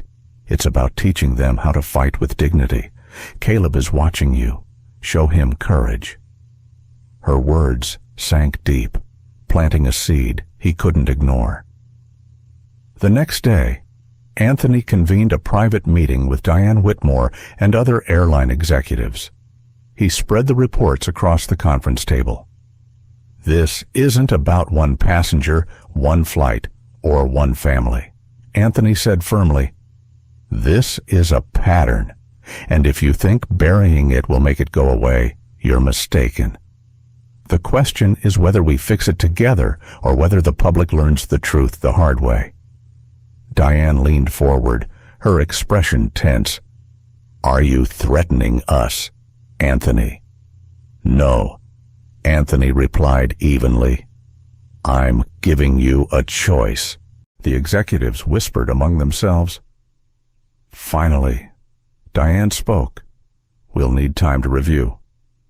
"You've had decades," Anthony cut in. "Time's up." The room fell silent. That evening, Anthony made the call. The following morning, the New York Times published an explosive front-page story. Airline bias reports reveal widespread discrimination. The documents Marcus had compiled were laid bare, supported by anonymous testimonies from flight attendants and passengers alike. The fallout was immediate. Stock prices dipped. Politicians demanded hearings. Civil rights groups rallied. And through it all, Anthony became the face of a movement larger than he ever anticipated. But with the spotlight came danger. Hate mail escalated. Security had to be tightened around his home and Caleb's school. One night, Caleb found his father sitting awake in the dark living room. his face lit only by the glow of his phone. "Dad," Caleb whispered, "are we safe?" Anthony looked up, seeing the fear in his son's eyes. He pulled him close. "Yes, we're safe. People are angry because the truth scares them, but we're not going to hide from the truth. Ever." Caleb pressed his face into his father's chest, whispering, "Then I'm not scared either." Anthony closed his eyes, holding him tighter.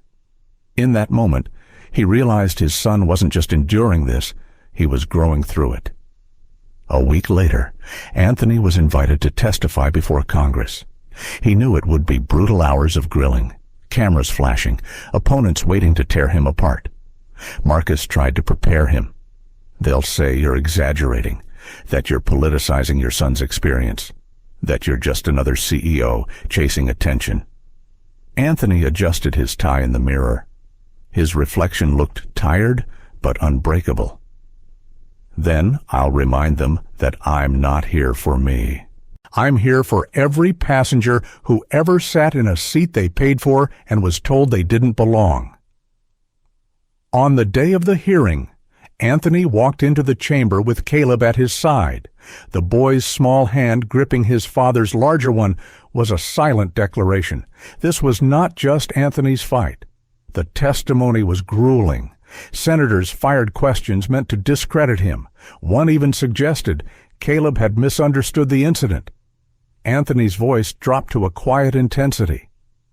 "My 12-year-old son had the police called on him for existing while black in first class. If you think he misunderstood fear in his own chest, then you understand neither childhood nor humanity."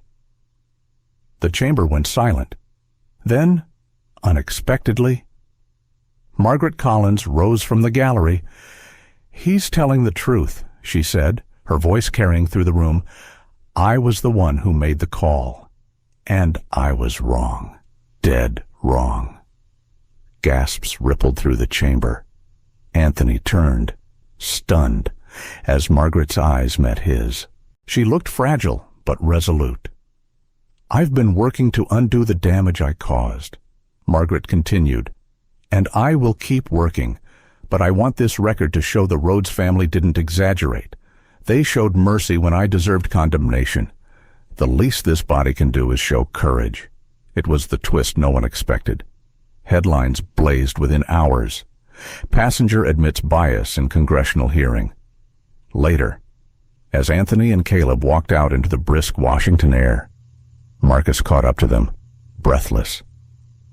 "Do you realize what just happened?" She flipped the entire narrative. Anthony looked down at his son. Caleb was smiling for the first time in weeks. "Maybe," Anthony said softly.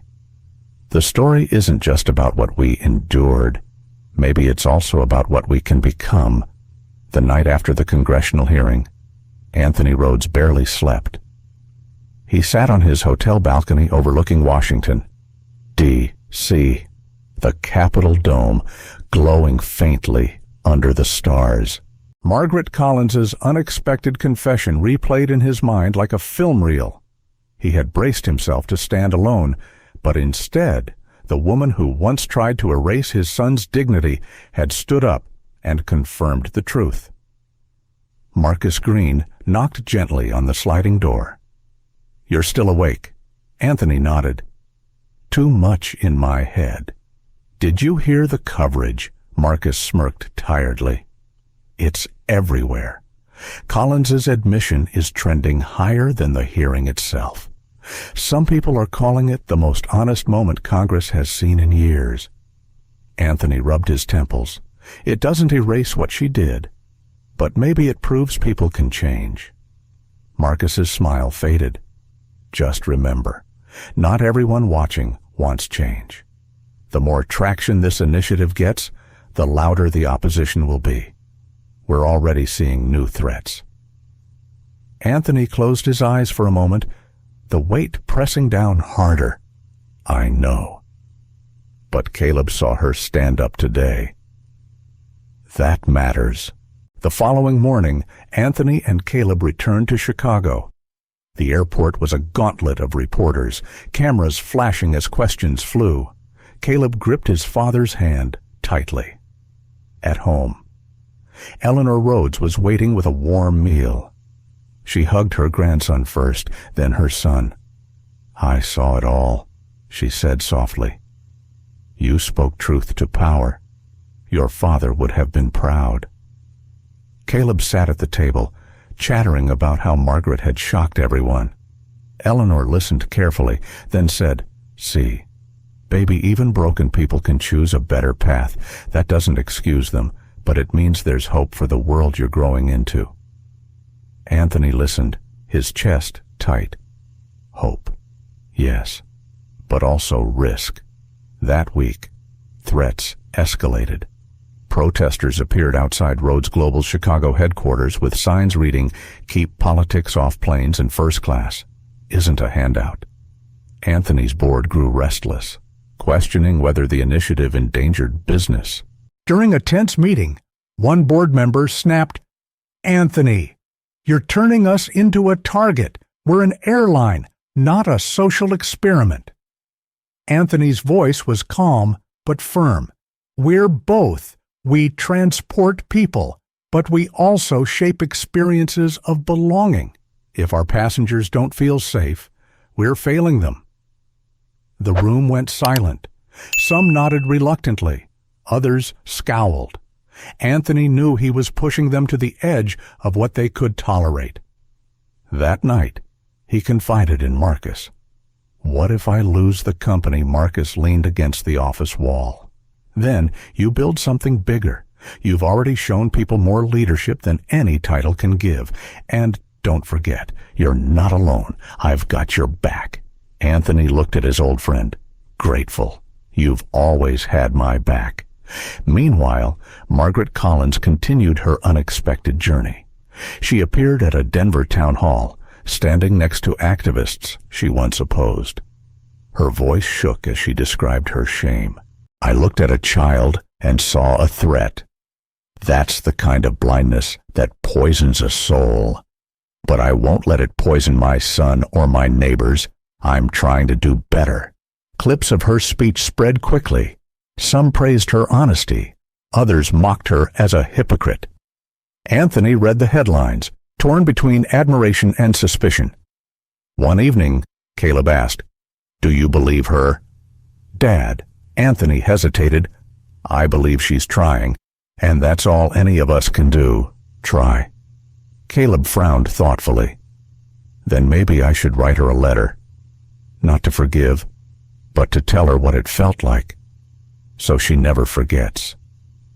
Anthony studied his son's face, so young, yet already carrying the wisdom of scars. "If that's what you want, I'll support it." Days later, Caleb handed Anthony the letter. It was written in shaky but steady handwriting. "You made me feel small and scared, but I don't want to stay small. I want to be bigger than hate. I hope you choose that too." Anthony folded the letter carefully. "This is stronger than any speech I've ever given." Caleb smiled shyly. "It's just the truth." Meanwhile, preparations for the Samuel Rhodes Initiative launch were underway. The program promised scholarships, accountability reports, and mandatory training across partner airlines. But as momentum grew, so did opposition. One morning, Anthony arrived at his office to find threatening graffiti sprayed across the glass doors. "Stay in your place." Security cameras caught two masked men fleeing into the night, but they were never identified. Anthony stood outside, staring at the words, fury simmering beneath his calm exterior. Marcus joined him, shaking his head. "Cowards," Anthony whispered, almost to himself. "This is what Dad warned me about. Progress is expensive." That evening, Eleanor sat with him on the porch, the city humming around them. "Son, you can't let fear decide your future, but you also can't ignore the cost. Every step forward means carrying someone else's anger on your back. The question is, are you willing to carry it Anthony's eyes drifted to the living room window where Caleb sat doing homework. For him, always. The launch day arrived at last. The event was held in a packed auditorium at Chicago's Civic Center. Civil rights leaders, airline executives, educators, and hundreds of families filled the seats. Cameras lined the walls. Anthony stood at the podium. Caleb and Eleanor seated in the front row. Marcus gave him a discreet nod of encouragement. 2 years ago, Anthony began, his voice steady but resonant. My son boarded a plane with nothing more than excitement to see his grandmother. Minutes later, the police were called not because of what he did, but because of who he is. That moment could have broken us. Instead, it built us. He paused, scanning the audience. The Samuel Rhodes Initiative is not charity. It is justice. It is about ensuring no child is ever told they don't belong in the seat they've earned. It is about teaching our industry, our schools, our country that dignity is not optional. The applause was thunderous. Caleb's eyes shone with pride. After the event, Margaret approached quietly. She extended Caleb's letter back to Anthony, tears on her cheeks. He gave me more grace than I deserve. Tell him thank you. Anthony met her gaze. Tell him yourself. Margaret crouched in front of Caleb. I read your letter every day. I promise you I will not forget. Caleb nodded slowly, then said, Then don't stop trying. The moment was captured on camera, spreading across the nation by nightfall. Headlines read, From Shame to Change. A passenger and a child, reimagine first class. But as Anthony watched his son's courage ripple outward, he knew the cost was far from paid. This was only the beginning. The weeks following the launch of the Samuel Rhodes Initiative felt like a whirlwind. Anthony Rhodes spent his days bouncing between media interviews, board meetings, and community events. Everywhere he went, people recognized him, some with gratitude, others with hostility. One afternoon, Anthony walked into a neighborhood cafe with Marcus Green for a quick lunch. The room went silent. At one table, a group of young black college students applauded quietly, nodding with pride. At another, a man muttered under his breath, "Here comes the circus." Anthony kept his composure, but Marcus bristled. "You hear that I heard," Anthony replied, his voice even, "but I can't fight every battle. Not here." They ordered sandwiches, and as they waited, a teenage boy approached the table. Mr. Rhodes. His voice cracked with nervousness. "I just wanted to say thank you. My mom's a flight attendant. She said your initiative means she won't have to keep pretending she doesn't hear the bias around her." Anthony smiled warmly. "What's your name?" "Deshaun," the boy said, grinning wide. Anthony shook his hand. "Deshaun, tell your mom she deserves to work in a place where respect is the norm, not the exception. That's why we're doing this." The boy nodded, eyes bright, before hurrying back to his table. Marcus leaned over. "That's why you keep going, isn't it?" Anthony nodded. "That's exactly why." But not every encounter was hopeful. That evening, Anthony received a call from Diane Whitmore, the airline CEO. Her tone was sharp. "We're under fire," she said. "Stockholders are threatening lawsuits. They claim your push for transparency is tanking profits." Anthony pinched the bridge of his nose. "Diane, you knew this wouldn't be easy. Did you think we'd change a century of bias without resistance?" She sighed heavily. "I'm with you, Anthony. But the board is restless. If they move to remove me, you may find yourself alone." Anthony paused. "Then we hold our ground. If they want to fight, let them explain to the world why fairness is bad for business." The call ended, but unease lingered. For the first time, Anthony wondered if the walls were closing in. Meanwhile, Margaret Collins continued to surprise him. She began volunteering weekly at the initiative's youth center, reading books with children, scrubbing floors, even helping with tutoring sessions. Many parents eyed her with suspicion, but she never flinched. One Saturday, Anthony dropped by unannounced. He found Margaret kneeling on the carpet with a group of kids, teaching them how to fold paper airplanes. Caleb sat nearby, watching cautiously. When the activity ended, Caleb approached her. "You really come here every week?" Margaret looked up, startled but smiling faintly. "Every week. I want to do more than just say I'm sorry." Caleb tilted his head. "You still make me mad sometimes. But I think you're trying." Margaret's eyes glistened. "I am, Caleb. I really am." Anthony stood in the doorway, unseen, his heart conflicted. He still carried anger toward Margaret, but he also recognized something undeniable: she was slowly becoming part of the healing process. That night, Eleanor visited and listened as Anthony recounted the scene. "People can surprise you, son," she said, sipping her tea. "Hate is heavy, but so is guilt. Sometimes guilt can crack a heart open in ways nothing else can." Anthony thought about it long after she left. Could Margaret truly change? And if she could, did that mean the world might be capable of changing, too? But just as hope grew, a new challenge erupted. Conservative media outlets launched an aggressive campaign against the initiative, calling it elitist social engineering. One commentator sneered, "First class is for those who earn it, not for those demanding handouts in the name of race." Anthony's phone buzzed nonstop with angry messages. His board grew even more divided. Marcus urged caution. "They're trying to paint you as a radical. If you push too hard, you could lose everything." Anthony stared out the window of his office, the city lights blurring. If we lose everything, Marcus. But change one child's life, wasn't it worth it? The weight of that thought pressed heavily. Meanwhile, Caleb was fighting his own battles at school. One day, he came home furious. "A kid told me I only sit in first class because people feel sorry for us," he shouted, slamming his backpack down.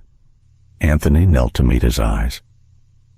"And what did you say I told him? My grandpa fought for this country, and my dad built his own company. We don't need pity, we earned it." Anthony's throat tightened with pride. "That's the truth. Son, never let anyone take it from you." The tension built toward a breaking point when Anthony received a formal summons. He was being called back to testify, this time in a Senate committee specifically investigating the economic impact of his reforms. Marcus groaned when he read the letter. "They're not after the truth. They're after your head." Anthony folded the letter calmly. "Then they'll have to face the truth whether they like it or not." The night before the testimony, Anthony sat with Caleb in the living room. The boy leaned against him. "Quiet." "Dad," Caleb said, "what if they don't listen again?" Anthony kissed his son's forehead. "Then we keep speaking, because silence is what lets hate grow." When Anthony finally lay down to sleep, his father's voice echoed in his memory. "Dignity is armor. Son, wear it well." He knew tomorrow would test that armor more than ever.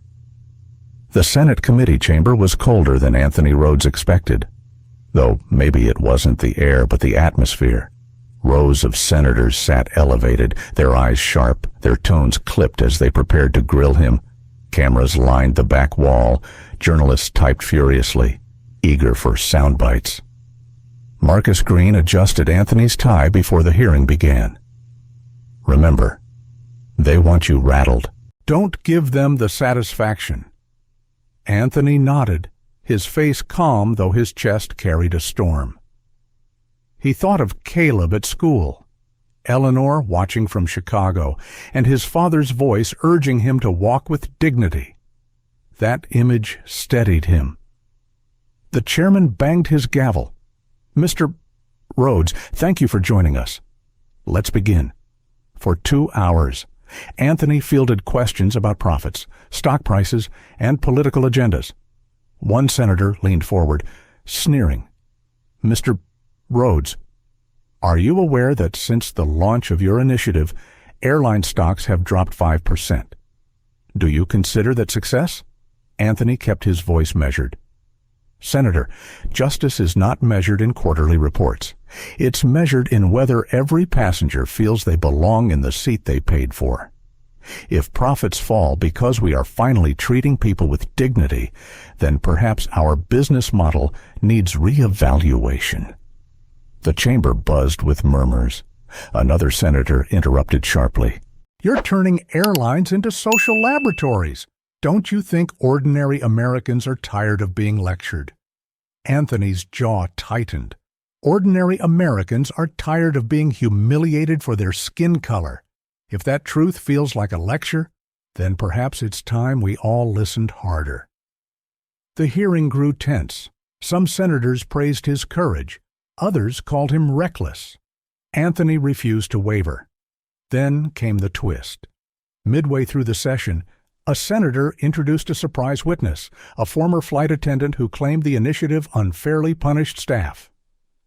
Anthony watched her take the oath, his stomach sinking.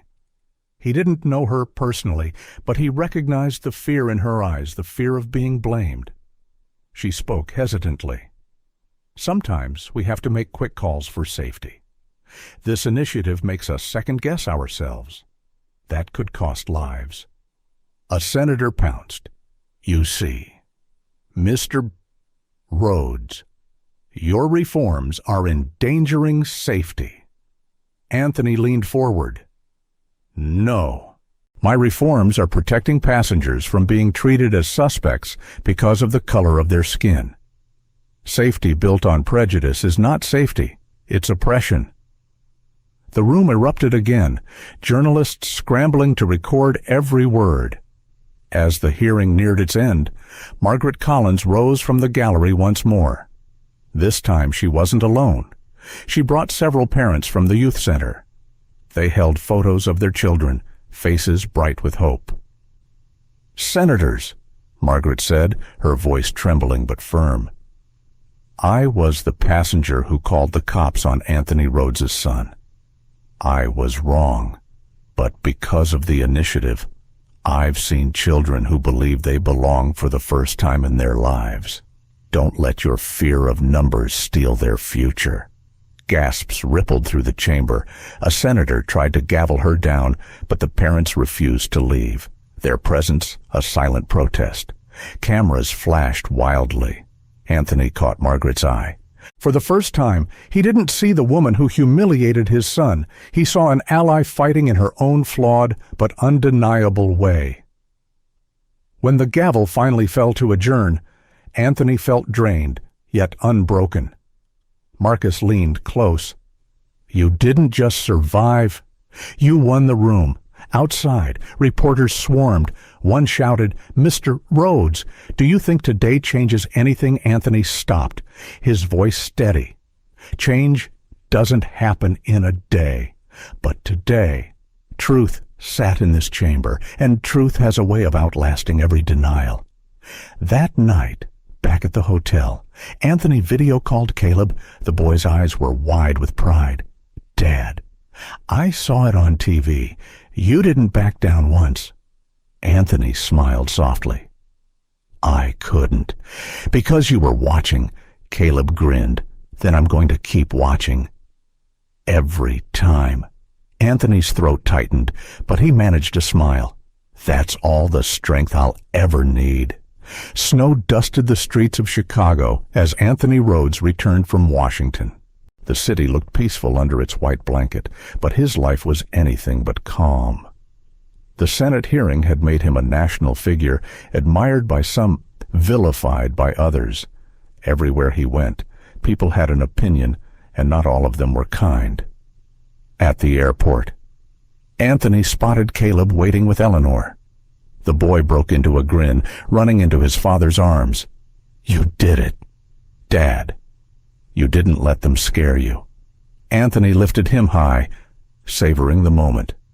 "I told you, son, we never let fear decide for us." But as they walked to the car, Anthony noticed two men across the parking lot holding signs. One read, "Keep politics off our planes." The other, "Roads Chariot Ruin." Their glares followed him until the family drove away. Later that evening, Anthony sat in the living room with Marcus Green, going over the latest fallout. "The stockholders are restless. Some want you out. Anthony, they say you've become a liability." Anthony leaned back, rubbing his temples. "A liability for telling the truth. Imagine that." Marcus lowered his voice. "What if they succeed? What if they strip you of Rhodes Global?" Anthony looked toward Caleb, who was sketching airplanes at the dining table. "Then I'll remind them I didn't build this company for their comfort. I built it to prove that people like us belong in every seat, every boardroom, every sky. They can take the company, but they can't take that truth." Still, doubt gnawed at him. That night, Anthony dreamed of his father again, Colonel Samuel Rhodes, standing in uniform. "The fight doesn't end, son, but neither does the hope." Anthony woke with tears on his cheeks. His resolve sharpened. The next morning brought another storm. Conservative networks aired segments claiming the initiative endangered national security. A panelist sneered, "Rhodes cares more about feelings than safety." Clips of Anthony at the Senate hearing were replayed, twisted out of context. Caleb saw it on a friend's phone at school. That evening he stormed into the house, his eyes blazing. "They're lying about you. Dad, why won't they just stop?" Anthony knelt, gripping his son's shoulders, because change scares people. "Caleb, and scared people fight dirty. But lies don't last. Truth does." Caleb's lip trembled. "I don't like them talking about you like that." Anthony hugged him tight. "Neither do I. But if their words can shake us, then we're not as strong as we thought. We are stronger. Caleb, always." Meanwhile, Margaret Collins continued her journey of penance. She reached out to Anthony, asking if she could speak at the next initiative event. Marcus scoffed. "She's the last person you need on stage." But Anthony hesitated. Maybe she's the first. If she can show the world what transformation looks like, maybe others will believe it's possible. When Anthony told Caleb, the boy frowned. "She still makes me angry. But if she's really trying, maybe people need to hear her." The decision weighed heavily, but Anthony agreed. Margaret would speak. The event was held in a crowded community center, buzzing with anticipation. Journalists filled the back rows, eager to see whether Anthony was handing the microphone to his former antagonist. When Margaret stepped up, the room hushed. She gripped the podium, her hands trembling. "I was the passenger who called the police on a child for sitting in first class. That child was Caleb Rhodes. I told myself I was protecting safety. The truth, I was protecting my prejudice. I can't undo that day, but I can choose who I become after it, and I want to become someone better." Her voice cracked, but she pressed on. "I don't deserve applause, but I hope my shame can be a warning, and my change, however imperfect, can be a lesson." The audience sat in silence, absorbing her words. Then, slowly, applause began soft at first, then growing. Not everyone clapped, but enough did to make the moment undeniable. Anthony stepped forward, placing a steady hand on her shoulder. What Margaret just did takes courage. Owning our failures is the first step toward healing. Later, in a quiet hallway, Margaret whispered, "Why did you trust me with that stage?" Anthony looked her in the eye. "Because redemption isn't for the perfect, it's for the willing." That night, Caleb asked his father, "Do you think she really changed?" Anthony smiled faintly. "I think she's changing, and sometimes that's enough." But even as hope flickered, Storm clouds gathered again. Anonymous threats escalated. Letters slid under Anthony's office door.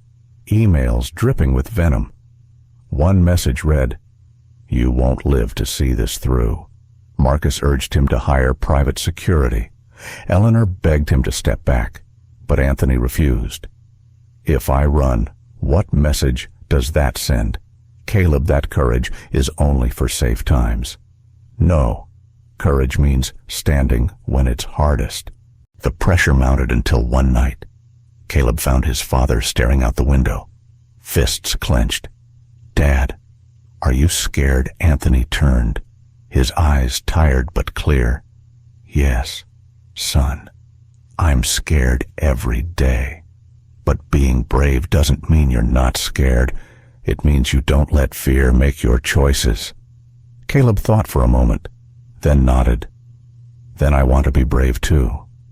Anthony pulled him close, his heart swelling with both fear and pride. The storm was real, but so was the shelter they built in each other. The storm reached its peak on a frigid February morning. Anthony Rhodes arrived at Rhodes Global headquarters to find protesters shouting at the doors. Half-held signs praising the Samuel Rhodes Initiative dignity in the skies and justice flies first class. The other half jeered with messages like "Stop playing the race card" and "Keep politics out of business." Police stood between the groups, their presence a reminder of how fragile peace could be. As Anthony stepped from his car, cameras zoomed in, shouts rose from both sides, cheers and curses colliding in the icy air. Marcus Green hustled him inside, jaw tight. This is getting out of hand. Anthony removed his coat, calm but weary. It was always going to get messy before it got better. Inside the boardroom, the atmosphere was no warmer. Half the directors glared at Anthony as if he were the enemy. The chairman cleared his throat. "Mr. Rhodes, we've convened this emergency session to address the instability caused by your initiative. Stockholders are furious. Revenues are dipping. We cannot allow personal crusades to jeopardize this company." Anthony's eyes narrowed.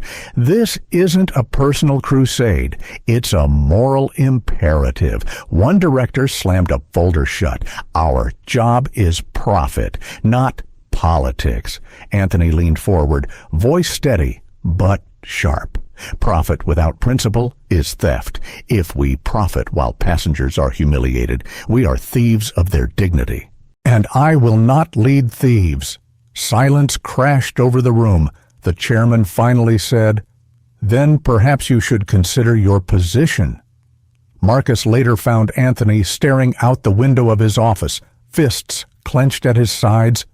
"They're preparing to push you out," Marcus warned. Anthony exhaled slowly. "Let them try. They can take my title, but not my voice." That night, Eleanor sat with him at the kitchen table, her hand on his. "Son, I see the weight on you, but remember your father carried heavier and never put it down. You come from strong stock.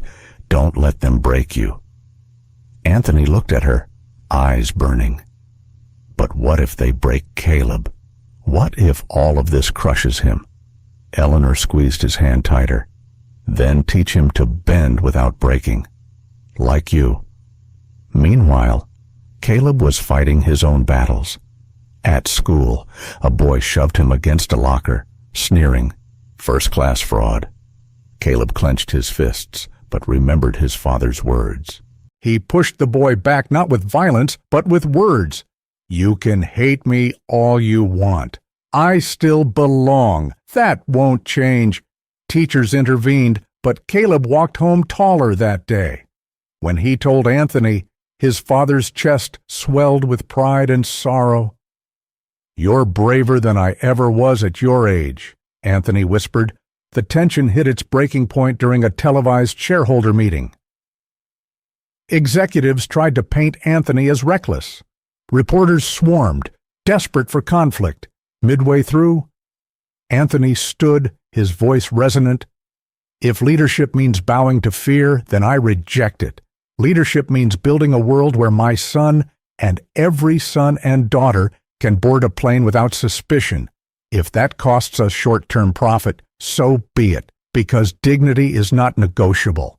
The room erupted, some applauded, others shouted. Cameras captured every second. By nightfall, clips of Anthony's speech dominated the news cycle. Hashtags surged again. Dignity, not profit. Stand with Rhodes. But with the fire came danger.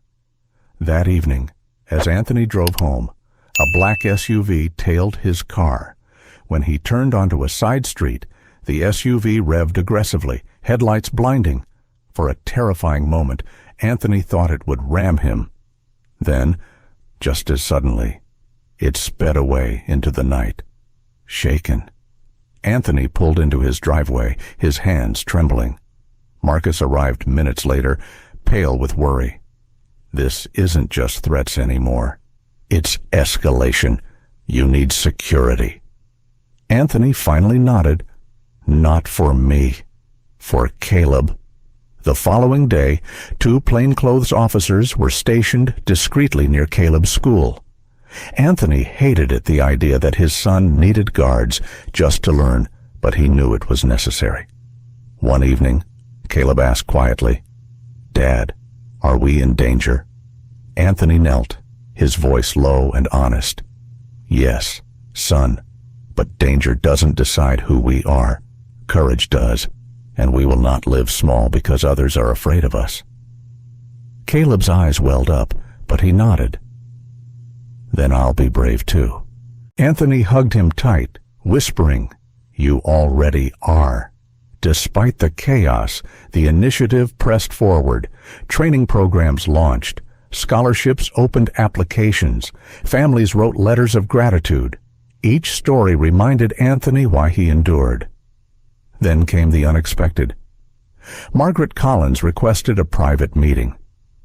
Marcus frowned. "You sure about this?" Anthony agreed. They met in a quiet church basement, far from cameras. Margaret's face looked older, worn by shame and effort. "I know what you're risking," she said softly, "and I know I caused it. I can't undo the harm, but if you fall, Anthony, I want you to know I'll keep fighting. I owe your son that much." Anthony studied her, conflicted. "At last," he said, "if you mean that, then don't fight for me. Fight for every kid who looks like him. That's how you repay the debt." Margaret nodded, tears streaking her cheeks. That night, Anthony told Caleb about the meeting. The boy frowned thoughtfully. "I still don't like her. But maybe she's trying." Anthony stroked his son's hair. Sometimes, trying is the bravest thing a person can do. As snow fell outside, Anthony realized the storm was far from over. The cost was higher than he'd ever imagined, but so was the purpose. The night before the National Summit on Aviation Equality, Anthony Rhodes sat alone in his study. Papers were spread across his desk, drafts of speeches, financial reports, security briefings. The fireplace crackled softly, but his mind was restless. He thought of his father, Colonel Samuel Rhodes, whose stern voice still echoed in memory. "Son, true leadership is tested in turbulence, not calm skies," Anthony whispered into the silence. "Well, Dad, the turbulence is here." Morning came cold and clear. Anthony adjusted his tie while Caleb hovered in the doorway, holding a small folded paper. "For luck," Caleb said shyly, handing it to him. Anthony opened it and found a scribbled note in his son's handwriting. "You belong everywhere. Don't let them forget it." The summit hall in Washington was filled with executives, lawmakers, journalists, and community leaders. Security was tight. Protesters gathered outside with chants both supportive and hostile. Inside, tension buzzed like static. When Anthony stepped onto the stage, cameras flashed. He placed Caleb's note on the podium, drawing quiet strength from the words. He began without flourish, his voice steady, carrying the gravity of a man who had weathered storms and refused to bow. 2 years ago, my son and I boarded a plane. We had seats in first class. That should have been ordinary. Instead, it became extraordinary for all the wrong reasons. A woman saw my son and decided he did not belong. She called the police for the crime of sitting where his ticket said he belonged. The room was utterly still. Anthony's gaze swept the crowd. That moment was painful. But pain is a teacher. It showed me how fragile dignity is, how quickly prejudice can strip it away. And it showed me something else, that silence is complicity. If I stayed silent, my son's humiliation would echo into the future. So I chose to speak, to act, to demand better. He paused, letting the words breathe. Some of you called it reckless. Some of you called it political. But I call it necessary, because the measure of our nation is not profit margins or quarterly reports. It is whether a child can sit in a seat on a plane, in a classroom, in this country, without fear. Applause rippled, hesitant at first, then stronger. Anthony continued, his voice rising with conviction. The Samuel Rhodes Initiative is not just about training employees. It is about training hearts. It is about teaching people to see not skin, not stereotype, but humanity. We have made progress, but let us not lie to ourselves. It is not enough. Malik Johnson was still grabbed by 4 men on a plane. Families are still profiled. Fear still walks our aisles. The work is not done. The room was alive now, people leaning forward, listening as if each word were oxygen. I am not asking for perfection, Anthony said. I am asking for persistence, for accountability, for courage, because courage is not the absence of fear, it is doing what is right despite it. And today, I ask each of you, will you have courage when he finished? The hall erupted. Some stood, clapping fiercely. Others shifted uneasily, knowing his words demanded more than applause. Afterward, as Anthony left the stage, Caleb rushed into his arms. You did it, Dad. Anthony smiled, holding him close. No, son, we did it.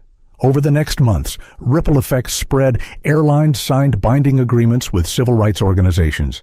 Congress drafted legislation mandating anti-discrimination accountability in travel. Universities requested workshops.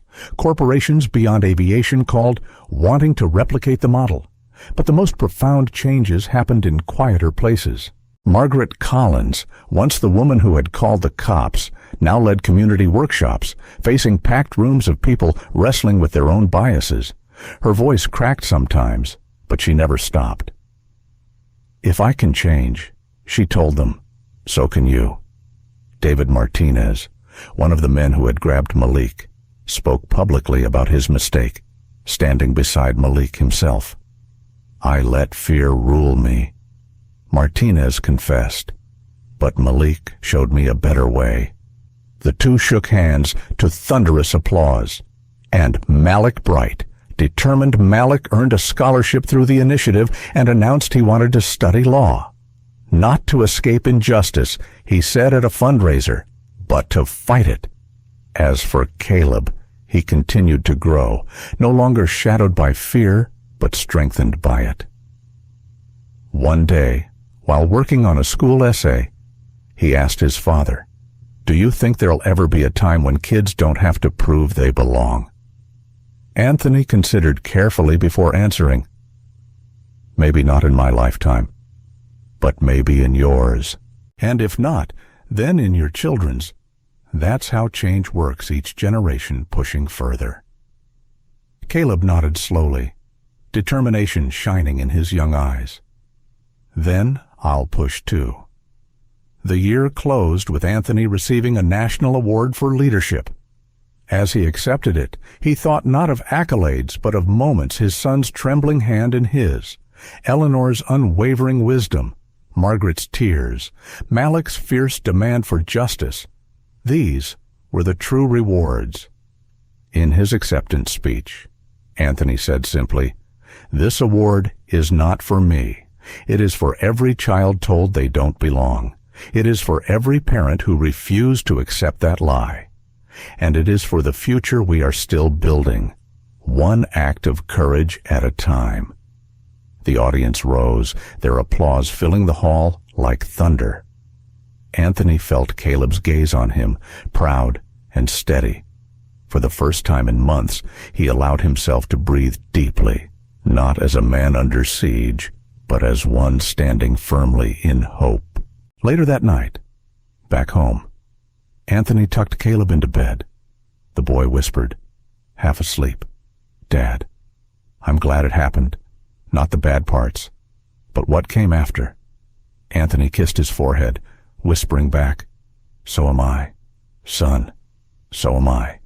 Outside, the city lights glimmered against the dark sky, each one a reminder that change was possible, that dignity was worth fighting for, that hope was never wasted.